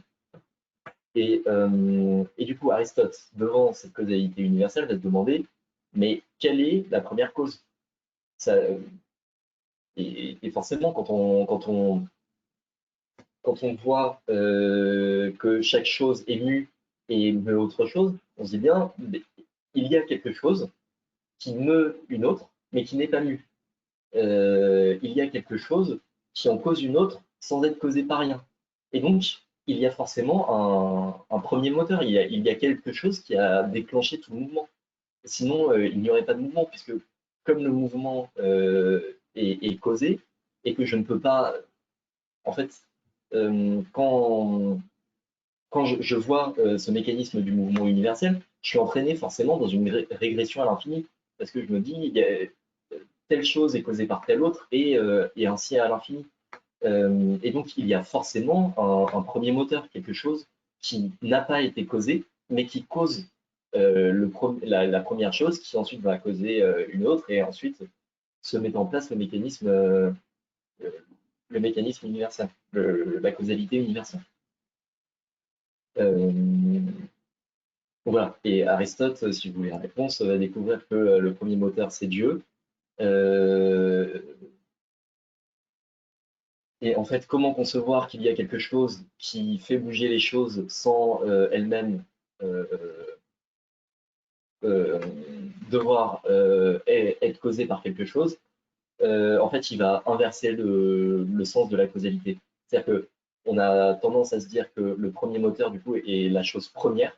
Et en fait, Aristote va faire en sorte que Dieu soit la chose dernière. C'est-à-dire que le premier moteur, en fait, c'est la finalité. Les choses commencent à bouger parce qu'elles sont attirées par des lumières. Bon, ça, c'est plus compliqué, il faudra lire Aristote, mais revenons à Leibniz. Et en fait, je faisais cet aparté pour vous montrer une différence assez radicale entre les deux, et puis aussi pour caractériser la manière dont Aristote arrive à la métaphysique, parce que c'est quand même lui qui a créé le mot, etc. Aristote étudie la physique et se rend compte que la physique exige absolument la métaphysique. Alors que Leibniz est d'emblée dans la métaphysique dès qu'il fait de la physique. Là, il ne se demande pas quel est le principe premier du mouvement. Il se dit d'emblée qu'il doit y avoir une raison au mouvement sans en passer par toutes les découvertes d'Aristote. Euh, Et quoique le présent mouvement qui est dans la matière vienne du précédent et celui-ci encore d'un précédent, on n'est pas plus avancé quand on irait aussi loin que l'on voudrait. Donc ça, c'est le mécanisme de régression à l'infini que je vous ai montré chez Aristote, car il reste toujours la même question. Ainsi, il faut que la raison suffisante qui n'ait plus besoin d'une autre raison soit hors de cette suite de choses contingentes et se trouve dans une substance qui en soit la cause et qui soit un être nécessaire portant la raison de son existence et d'action. Donc il faut quelque chose qui ne soit pas causé mais qui cause les autres, donc quelque chose qui soit hors de cette suite causale et qui puisse causer les choses. Et donc il faut que ce soit nécessairement quelque chose qui existe par soi-même, qui ne doit être causé par rien, et cette chose qui n'est causée par rien, qui n'est que causée par soi-même, évidemment, c'est Dieu. D'ailleurs, n'avoir besoin de soi que pour exister, c'est la définition de la substance telle que Descartes lui donne dans les principes de la philosophie, livre 1, 51. Et la seule réelle substance, en fait, c'est Dieu, parce qu'il est le seul, en fait, à pouvoir exister par lui-même. Toutes les autres Descartes va admettre qu'il existe d'autres substances, mais ce sont des substances créées et qui donc ont besoin du concours de Dieu pour continuer à exister. Dieu est la cause de leur existence. Mais comme elles n'ont besoin que de Dieu pour exister, on peut quand même les qualifier de substances. Voilà. Donc, autrement, on n'aurait pas encore une raison suffisante où l'on peut finir, et cette dernière raison des choses est appelée Dieu. Voilà. Donc, Leibniz, c'est absolument capital parce que ça nous montre, ça nous permet déjà d'éclairer Aristote. Parce que c'est plus facile à expliquer qu'Aristote. Et c'est vraiment un exemple paradigmatique de ce qu'est la métaphysique, puisque on passe d'une description de la physique à la question de la raison d'être des choses que décrivent la physique. Voilà, si vous... Leibniz, c'est compliqué. Déjà, il ne faut pas le lire si on n'a pas lu Descartes, c'est dur. Ce serait pas mal de lire un commentaire, donc j'ai mis celui de Madler qui est très bon. Et voilà, et ensuite, il faut lire dans cet ordre-là. Leibniz est allemand, mais il a écrit en français. Il a peut-être écrit quelques trucs en latin, mais voilà. Maintenant, on va passer à notre première grande critique de la métaphysique, parce que pour l'instant, on était dans des gens qui étaient très pro-métaphysique, qui disaient que soit la métaphysique est supérieure à la science, soit que la métaphysique fondait la science. Maintenant, on va passer à une critique de la métaphysique. Et donc, on va lire ce texte de Kant. Le texte que je vous ai mis là, c'est le tout début de la première préface de la critique de la raison pure. Alors, la raison humaine est soumise, dans une partie de ses connaissances, à cette condition singulière qu'elle ne peut éviter certaines questions et qu'elle en est accablée. Elles lui sont suggérées par sa nature même, mais elle ne saurait les résoudre parce qu'elles dépassent sa portée. Donc là, c'est ce qu'on a caractérisé avec la métaphysique. La raison humaine, quand la raison humaine est capable de connaître en science et elle ne peut éviter certaines questions comme pourquoi y a-t-il quelque chose plutôt que rien, et elle est, une fois qu'elle est confrontée à ces questions, elle ne peut qu'y répondre parce que ce sont des questions absolument capitales. Mais ce que nous dit Kant, c'est que même si on est obligé de se poser ces questions, la raison n'est pas capable de résoudre ces questions parce que ces questions dépassent sa portée. Alors pourquoi la raison humaine, pourquoi la métaphysique dépasse la portée de la raison humaine? C'est ce que Kant va développer ensuite. Ce n'est pas sa faute si elle tombe dans cet embarras. Elle part de principes dont l'usage est inévitable dans le cours de l'expérience et auquel cette même expérience donne une garantie suffisante. C'est-à-dire que la raison utilise des principes pour l'expérience. C'est-à-dire que là, il faut absolument que je vous parle de la constitution subjective de l'entendement humain. En fait, notre entendement humain est fondé de certaines catégories qui nous permettent de comprendre le monde de l'expérience.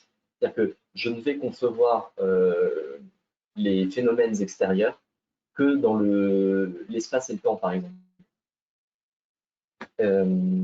En fait,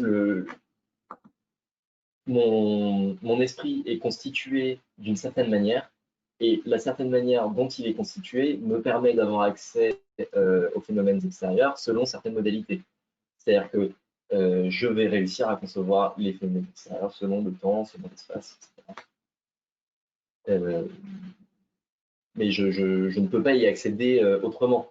En fait, la critique de la raison pure, ce que fait Kant, c'est qu'il va étudier la raison humaine, de quoi elle est capable, comment elle fonctionne, etc.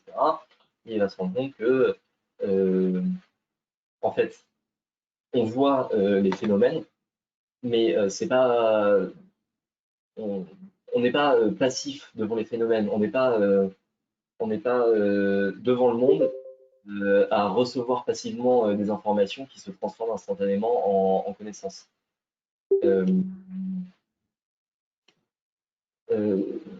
En fait, ce qui se passe quand je vois un phénomène, par exemple, que je vois une table, c'est que je vais subsumer cette expérience sous un concept.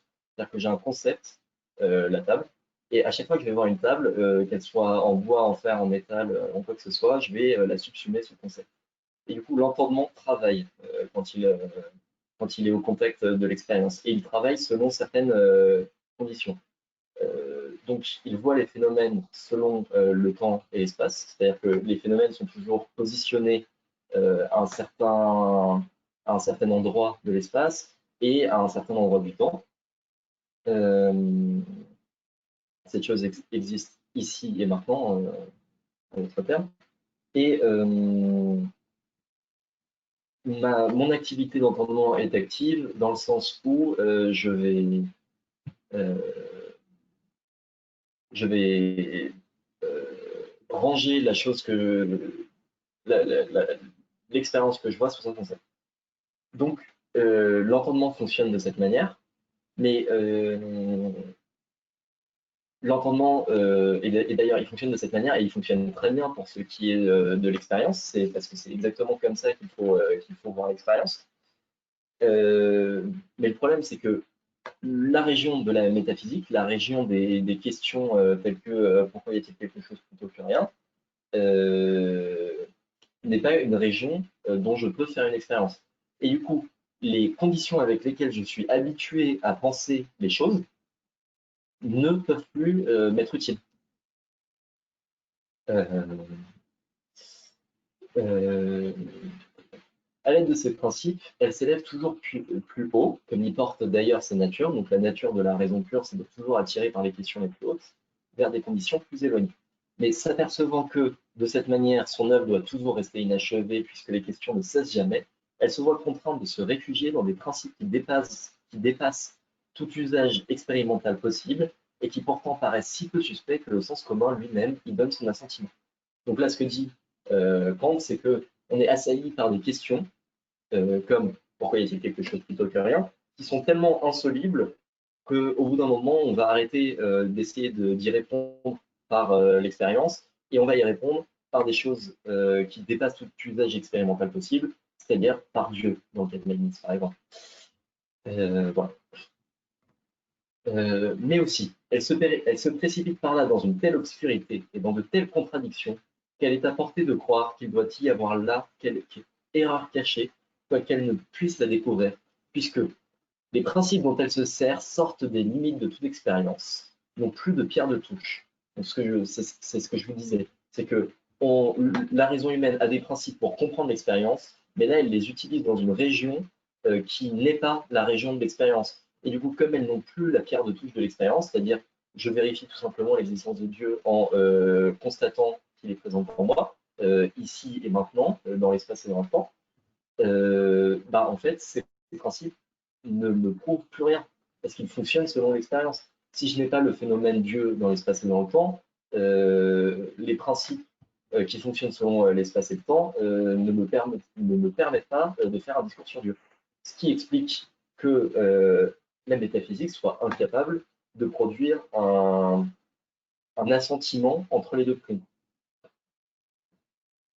C'est-à-dire que le champ de bataille où se livrent ces combats sans fin, voilà ce qu'on nomme la métaphysique.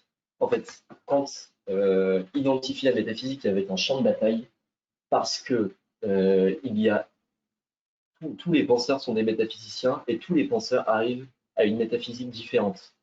Et c'est ça la différence capitale entre la science et la métaphysique, et qui va montrer à Kant que la science est une connaissance fondée et que la métaphysique est une connaissance infondée. C'est-à-dire que quand Newton découvre la loi de la gravitation, tous les autres scientifiques sont obligés d'y assentir. Ils ne peuvent pas dire autrement, parce que c'est prouvé par l'expérience, c'est prouvé par la démonstration, c'est prouvé par la rationalité. Tandis que dans le champ de la métaphysique, tous les métaphysiciens ont un discours différent sur Dieu, sur ce qu'est Dieu, sur ce qu'est l'âme, sur ce qu'est le monde, sur quel est le sens de l'être, est-ce que le monde est créé, est-ce qu'on est libre, etc. Ce qui montre bien que ce n'est pas une connaissance fondée. En fait, dans le champ de la métaphysique, on peut dire tout et son contraire, ça ne changera rien. Je peux dire que le monde a été créé ou que le monde existe de toute éternité, ça ne changera rien. Je vais passer mon temps à me bagarrer avec celui qui dit le contraire et on ne va jamais réussir à prouver chacun notre position. Je prends cet exemple parce que c'était une question très débattue dans la philosophie arabe et médiévale. La question de est-ce que le monde a été créé ou est-ce qu'il est éternel. Et donc voilà pourquoi la métaphysique est un champ de bataille. C'est que c'est un champ de bataille et il faudrait rajouter éternel. Parce qu'il n'y a aucun moyen, aucune pierre de touche qui nous permette de dire telle connaissance, telle doctrine est supérieure à une autre, telle doctrine vaut mieux qu'une autre. Et donc, le projet kantien, ça va être de faire en sorte que la métaphysique, en fait, il va critiquer la métaphysique. Mais pourquoi il va critiquer la métaphysique? Parce que pour lui, la métaphysique est quelque chose d'absolument capital. C'est bien ce qu'il dit. Les questions que se pose la raison sont absolument capitales et elles sont absolument nécessaires à l'existence humaine. Mais du coup, Kant critique la métaphysique pour découvrir dans quelles conditions elle est possible, en fait. Donc, c'est-à-dire que il ne veut pas abandonner la métaphysique. Ce qu'il veut faire, c'est faire entrer la métaphysique dans le chemin sûr de la science. C'est-à-dire qu'il va se demander qu'est-ce qui fait que la science fonctionne si bien? Qu'est-ce qui fait qu'en science, on arrive à un sentiment, on arrive à des résultats prouvés, etc. Et une fois qu'il aura analysé ces conditions, ces principes, il va les appliquer à la métaphysique. Est-ce que c'est possible de faire la même chose en métaphysique? Est-ce qu'on peut s'inspirer de la méthode scientifique? Comment il faut l'adapter à la métaphysique, etc. Donc même s'il critique la métaphysique, Kant découvre quand même qu'on a une raison pure, c'est-à-dire une raison qui ne s'applique pas uniquement à l'expérience, à ce qui est extérieur, mais une raison qui peut raisonner sur elle-même. Pure, c'est du coup l'inverse de relatif dans ce sens-là. Et donc, on a une faculté de raison qui se rapporte proprement à la métaphysique, parce que la science, la faculté rationnelle de la science se rapporte toujours à des objets extérieurs, aux objets d'expérience. En science, on fait soit des expérimentations pour vérifier des hypothèses, soit on essaye d'expliquer le monde de l'expérience, le monde des phénomènes, etc. En métaphysique, on va utiliser la raison pure. Et donc, puisqu'on a une raison pure, une métaphysique doit être possible. Mais pourquoi, à ce moment-là, si une métaphysique est possible, pourquoi est-ce que on s'est toujours trompé en métaphysique? Donc, on se pose cette question. Et en fait, sa réponse va être de dire que la métaphysique, en fait, s'est trompée de région. Ce qu'elle devait étudier, ce n'était pas Dieu, l'âme, le monde, ce n'était pas ces questions, les questions que devait régler la métaphysique, c'était les problèmes pratiques, c'est-à-dire les problèmes moraux. Qu'est-ce que je dois faire? C'est ça la question de la métaphysique. Et c'est le sens de la philosophie kantienne, parce que dans la critique de la raison pure, la question c'est que puis-je connaître? Et la question qui découle juste après dans la critique de la raison pratique, qui est sa suite, qui est la suite de la critique de la raison pure, ça va être que dois-je faire? À partir du moment où j'ai réussi à délimiter le champ de la métaphysique, je vais immédiatement mettre en application cette métaphysique et me demander qu'est-ce que je dois faire. Et donc là, on rejoint une définition qu'on avait trouvée dans le dictionnaire Lalande au tout début, c'est-à-dire que le monde au-delà de la physique qui explore la métaphysique, c'est le monde du devoir-être. Je ne me demande pas la raison d'être de ce monde, mais qu'est-ce qui devrait être? C'est-à-dire, qu'est-ce que je devrais faire pour être une personne absolument morale? Qu'est-ce qu'on devrait faire pour être une civilisation qui vit en paix, etc. Voilà. Je vais m'arrêter là pour l'exposé des doctrines et je vais vous faire la méthode de la dissertation et on fera le reste des doctrines la prochaine fois. La prochaine fois, on verra si, pour vous annoncer un peu, on verra Auguste Comte, Nietzsche et Husserl. Voilà. Et avant de faire ça, je vais arrêter le partage d'écran, pardon.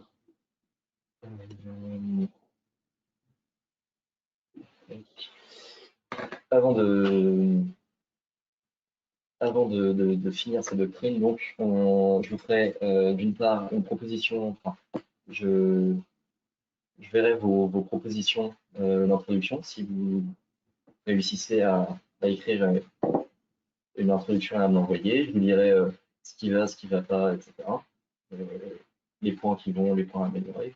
Et je vous ferai une proposition.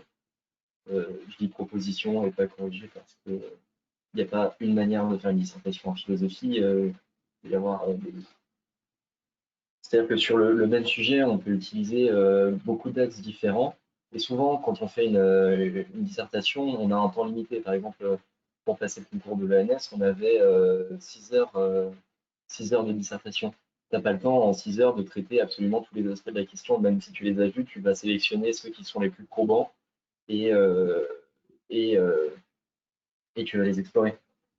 Et du coup, on peut avoir deux dissertations philosophiques qui sont totalement différentes, enfin, sur le même sujet, qui sont totalement différentes, qui abordent pas exactement les mêmes questions et qui vont avoir la même note. Par exemple, à l'ENS, cette année, on avait sciences et objectivité. J'avais une camarade qui avait fait, qui avait construit une dissertation en disant en première partie que la science était objective, dans une deuxième partie qu'elle ne l'était pas, etc. En fait, elle avait interrogé le fait, et elle s'était demandé est-ce que la science est objective? C'était ça sa question. Moi, ce que j'avais fait dans ma dissertation, c'était quelle est la valeur de l'objectivité de la science? Que veut dire l'objectivité de la science? Donc, c'était une question totalement différente et on a eu tous les deux la même note. Donc, pour vous dire que faut pas être, si quelqu'un est dogmatique et vous parle d'un cas origine en philo, faut pas y croire. Voilà. Donc, le rôle de la dissertation en philosophie, c'est de construire une recherche qui permette d'apercevoir des aspects variés et contradictoires des notions qui sont à explorer. Donc, je vous ai dit qu'il y avait 3 types de sujets, les sujets questions. Donc, on pourrait vous demander, par exemple, pourquoi y a-t-il quelque chose plutôt que rien? Donc, la bonne chance pour faire une dissertation. On peut vous donner un sujet comme science et métaphysique, science et objectivité, donc un couple de notions, et c'est la relation entre ces deux notions qui va poser problème. Ou on peut vous poser juste une notion, par exemple la cause. Et donc, la dissertation met en place une recherche. Et donc, comment on fait pour mettre en place une recherche? Il faut montrer que la notion pose un problème. C'est-à-dire que ce qu'on va faire en introduction, c'est qu'on va montrer que la notion pose un problème. Et comment on va faire ça? C'est que on va déjà on va détailler un petit peu la notion et ensuite on va prendre position. On va dire, par exemple sur science et objectivité, on va commencer par dire la science n'est pas objective. La science dit n'importe quoi. Les mathématiques ne décrivent pas le monde. Les mathématiques sont un simple jouet de la raison et en fait le monde n'est pas du tout mathématique. Donc tout notre discours scientifique sur le monde ne veut rien dire. On n'est pas du tout, la science n'est pas du tout objective. Donc en fait ce qu'on va montrer, c'est qu'on peut soutenir cette position. Et ensuite ce qu'on va faire, c'est qu'on va soutenir la position inverse. La science, c'est ce qui ne peut se concevoir que comme objectif. Ce qui caractérise la science, c'est son objectivité. Il y a aucune autre discipline qui prétend autant à l'objectivité que la science. C'est la science qui a déterminé les conditions de ce qu'est l'objectivité. C'est la science qui a fabriqué une méthode pour être objective. Donc si la science n'est pas objective, rien n'est objectif et ça n'a pas de sens de parler d'objectivité à partir de ce moment-là. Et du coup, ce qu'on va faire, c'est qu'on va poser le problème. On va montrer que deux positions radicalement opposées existent à propos de ce sujet, qu'elles sont irréconciliables, et on va se demander pourquoi. C'est tout l'objet de la recherche que met en place la dissertation.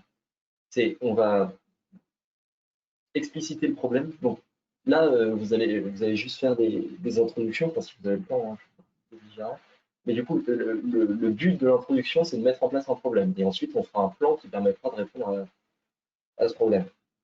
Donc, pour une méthodologie un peu plus serrée, donc, on commence généralement par une accroche. Ça peut être citation, caractérisation du problème, un petit fait, par exemple. Voilà. C'est pas mal si l'accroche a un rapport. En fait, il faut que l'accroche ait un rapport immédiat avec le sujet, c'est-à-dire que à partir de l'accroche, vous puissiez. En fait, moi, ce que j'aime bien faire, c'est mettre en accroche une citation ou un fait. J'explique cette citation ou ce fait, et mon explication de cette accroche me conduit à poser le sujet. Et du coup, l'accroche permet en fait d'introduire l'introduction, d'introduire le sujet. Voilà. Donc ensuite, on pose le sujet. Donc ça, c'est un premier paragraphe. Accroche, explication de l'accroche, on arrive au sujet. Là, on entame un deuxième paragraphe où on va argumenter rapidement. Il ne s'agit pas dans l'introduction ni de définir précisément ce qu'est la notion dont vous parlez, parce que d'ailleurs, vous l'avez vu dans mon exposé, la caractérisation d'une notion peut évoluer. Et a priori, quand vous allez faire une dissertation, par exemple sur sciences et métaphysique, le sens que vous allez donner à sciences et métaphysique dans la première partie ne va pas être le même que dans la deuxième partie, ne va pas être le même que dans la troisième partie. Le but de la dissertation de philosophie, par la recherche, c'est aussi de préciser ces notions et, en voyant ce qui pose problème en elles, comprendre les tenants et les aboutissants de ces notions. Et du coup, on va évoluer dans la définition. Et du coup, si dans l'introduction, vous posez une définition, vous tuez la dissertation dans l'œuf. Il n'y a plus de raison de faire une dissertation. Vous avez donné une réponse, vous avez dit il n'y a pas de problème avec ces notions, on les définit très bien. Ça ne sert à rien de poser ce sujet. Donc, vous allez argumenter rapidement, donc sans faire intervenir ni d'auteur, ni de définition, la réponse la plus claire et la plus évidente au sujet. Voilà, donc ce qui vous demandez, je discute avec quelqu'un qui ne fait pas du tout de philosophie, je discute avec quelqu'un dans la rue, quelqu'un qui a du bon sens, hein. Je discute avec quelqu'un, qu'est-ce qu'il va me dire là-dessus? Par exemple, je demande à quelqu'un dans la rue, est-ce qu'il faut choisir plutôt le devoir ou plutôt le bonheur? Et vous allez me demander quelle est la position la plus évidente? Est-ce qu'on va être plus enclin à choisir le bonheur ou à choisir le devoir et pourquoi? Donc vous argumentez pour la position qui vous semble la plus évidente et donc la plus fondée. Ensuite, donc ça c'est un nouveau paragraphe. Deuxième paragraphe. Troisième paragraphe, vous argumentez pour l'inverse de cette position, l'autre position. Par exemple, si vous avez dit si le sujet c'est devoir ou bonheur et que vous avez dit dans la première partie qu'il fallait absolument faire son devoir parce que sinon c'était la fin des haricots, vous allez dire ensuite dans la deuxième partie que l'existence humaine sans bonheur, ça n'a pas de sens, c'est même pas une existence, donc à quoi bon enfin, faire son devoir si ça permet pas d'être heureux. Donc, et là, en posant cette deuxième manière d'argumenter le sujet, qui est assez antithétique et dialectique, vous allez vous rendre compte de ce qui pose problème. C'est que on ne peut renoncer ni à l'une ni à l'autre des positions. C'est-à-dire que si je pose la question de devoir ou bonheur, ça va être compliqué pour vous de dire il faut absolument le bonheur et ne jamais faire son devoir. On fait ce qu'on veut quand on veut. C'est difficile de dire ça. C'est aussi difficile de dire il faut absolument faire son devoir et ne jamais être heureux. Euh, et donc il va falloir réussir. Il va falloir réussir. Donc ça, c'est ce qui pose problème, c'est que dans devoir ou bonheur, on a envie de faire son devoir, on a envie de faire, enfin, on a besoin de faire son devoir, on a envie d'être heureux. Comment est-ce qu'on va concilier les deux? C'est ça le problème que pose le sujet. De même, je veux que vous trouviez un problème équivalent en sciences et métaphysiques. Même si vous ne rédigez pas d'intro-philo, essayez de trouver juste un problème que vous pouvez résumer en une phrase et vous aurez fait le principal de l'introduction. Voilà. Donc, une fois que vous avez fait ces deux paragraphes dialectiques qui posent les deux positions, vous allez faire un paragraphe qui, du coup, résume le problème, et qui montre les enjeux du problème. En quoi ce sujet est capital, il faut absolument que j'en parle dans ma dissertation. Pour un sujet comme devoir ou bonheur, c'est assez évident, c'est que l'existence humaine ne peut pas se passer de bonheur, mais si on ne fait pas notre devoir, on ne peut pas vivre en société et on ne peut pas faire notre devoir. Pourtant, les deux s'excluent l'un l'autre. Comment on fait? Enfin, l'enjeu du sujet, c'est trouver une manière de faire en sorte que les deux notions s'articulent de telle manière à ce que je n'ai ni à renoncer à mon devoir, ni à renoncer à mon bonheur. Vous voyez, et c'est donc vous explicitez le problème et vous montrez en quoi le sujet est capital, en quoi quel est l'enjeu. Et donc là, généralement, par exemple, si vous faites une dissertation sur un sujet très métaphysique ou sur un sujet très scientifique, montrer les enjeux du sujet, ça va vous demander de prendre du recul et vous demander quelle est la signification de ce sujet pour ma vie, pour la politique, pour l'organisation d'une société, etc.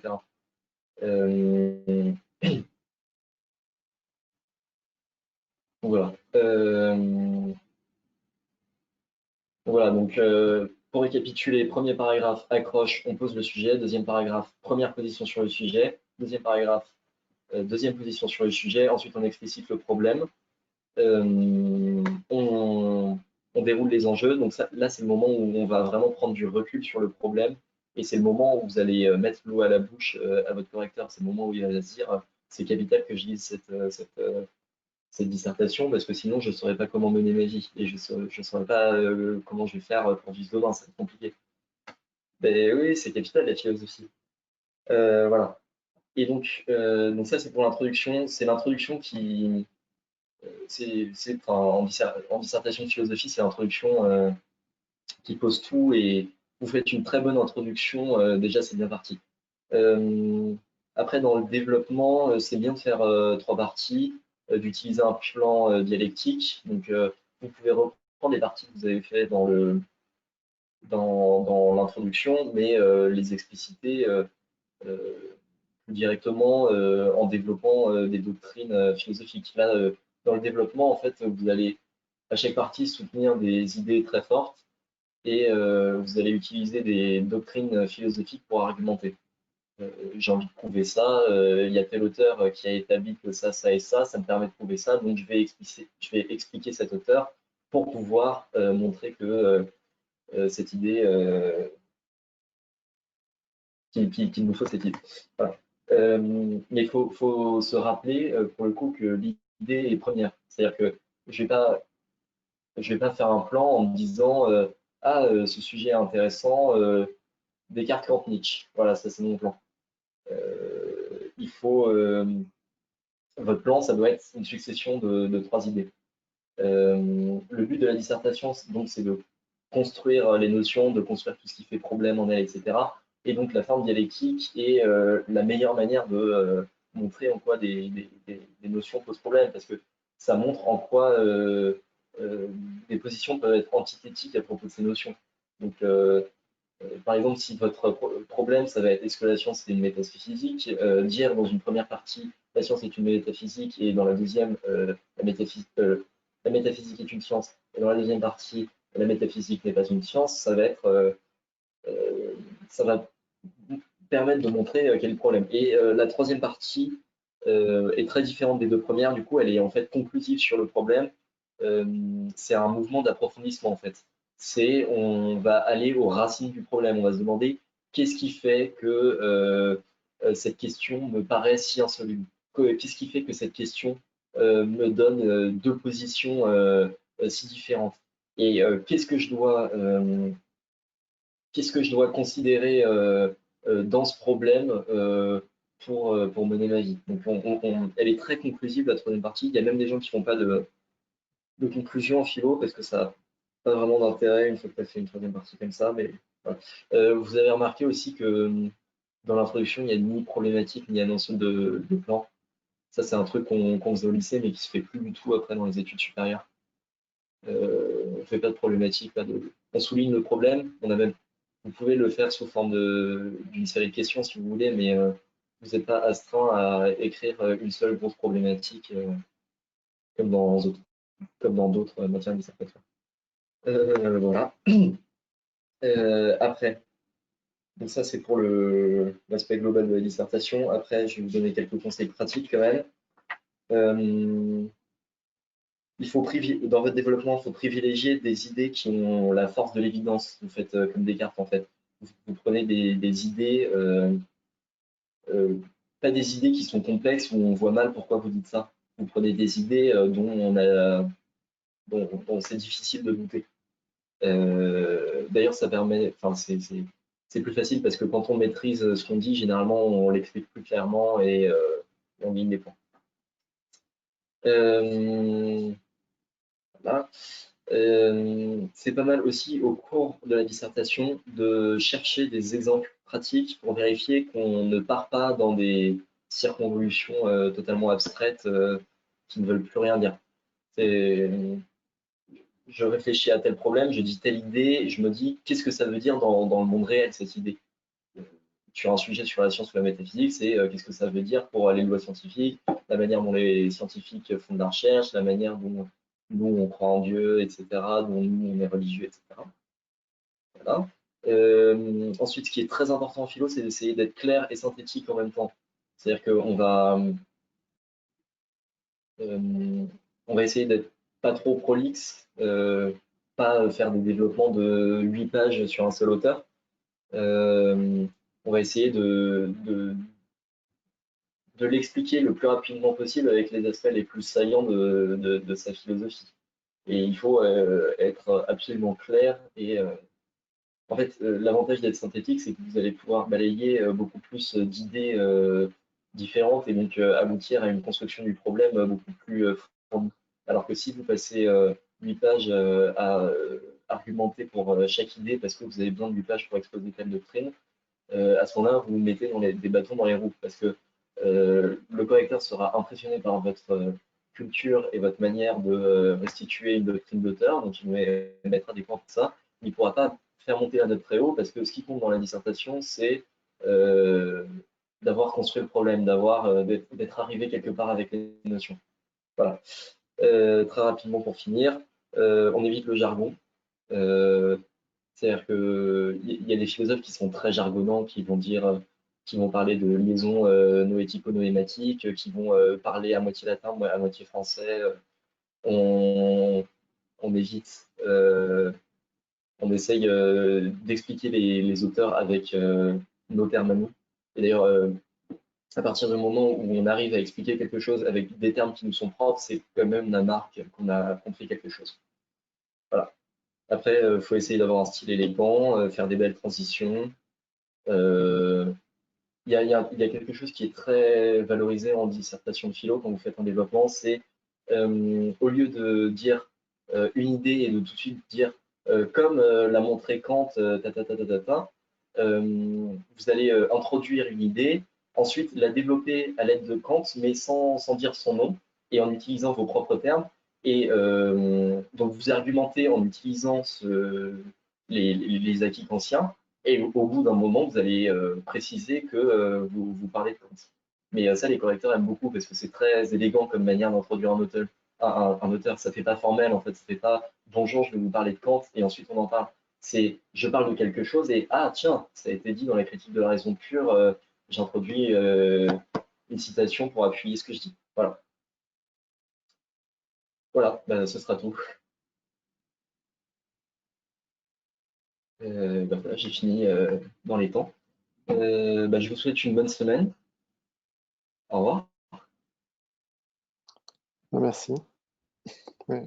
Ouais, bonne semaine également. Merci, Merci bonne beaucoup. semaine.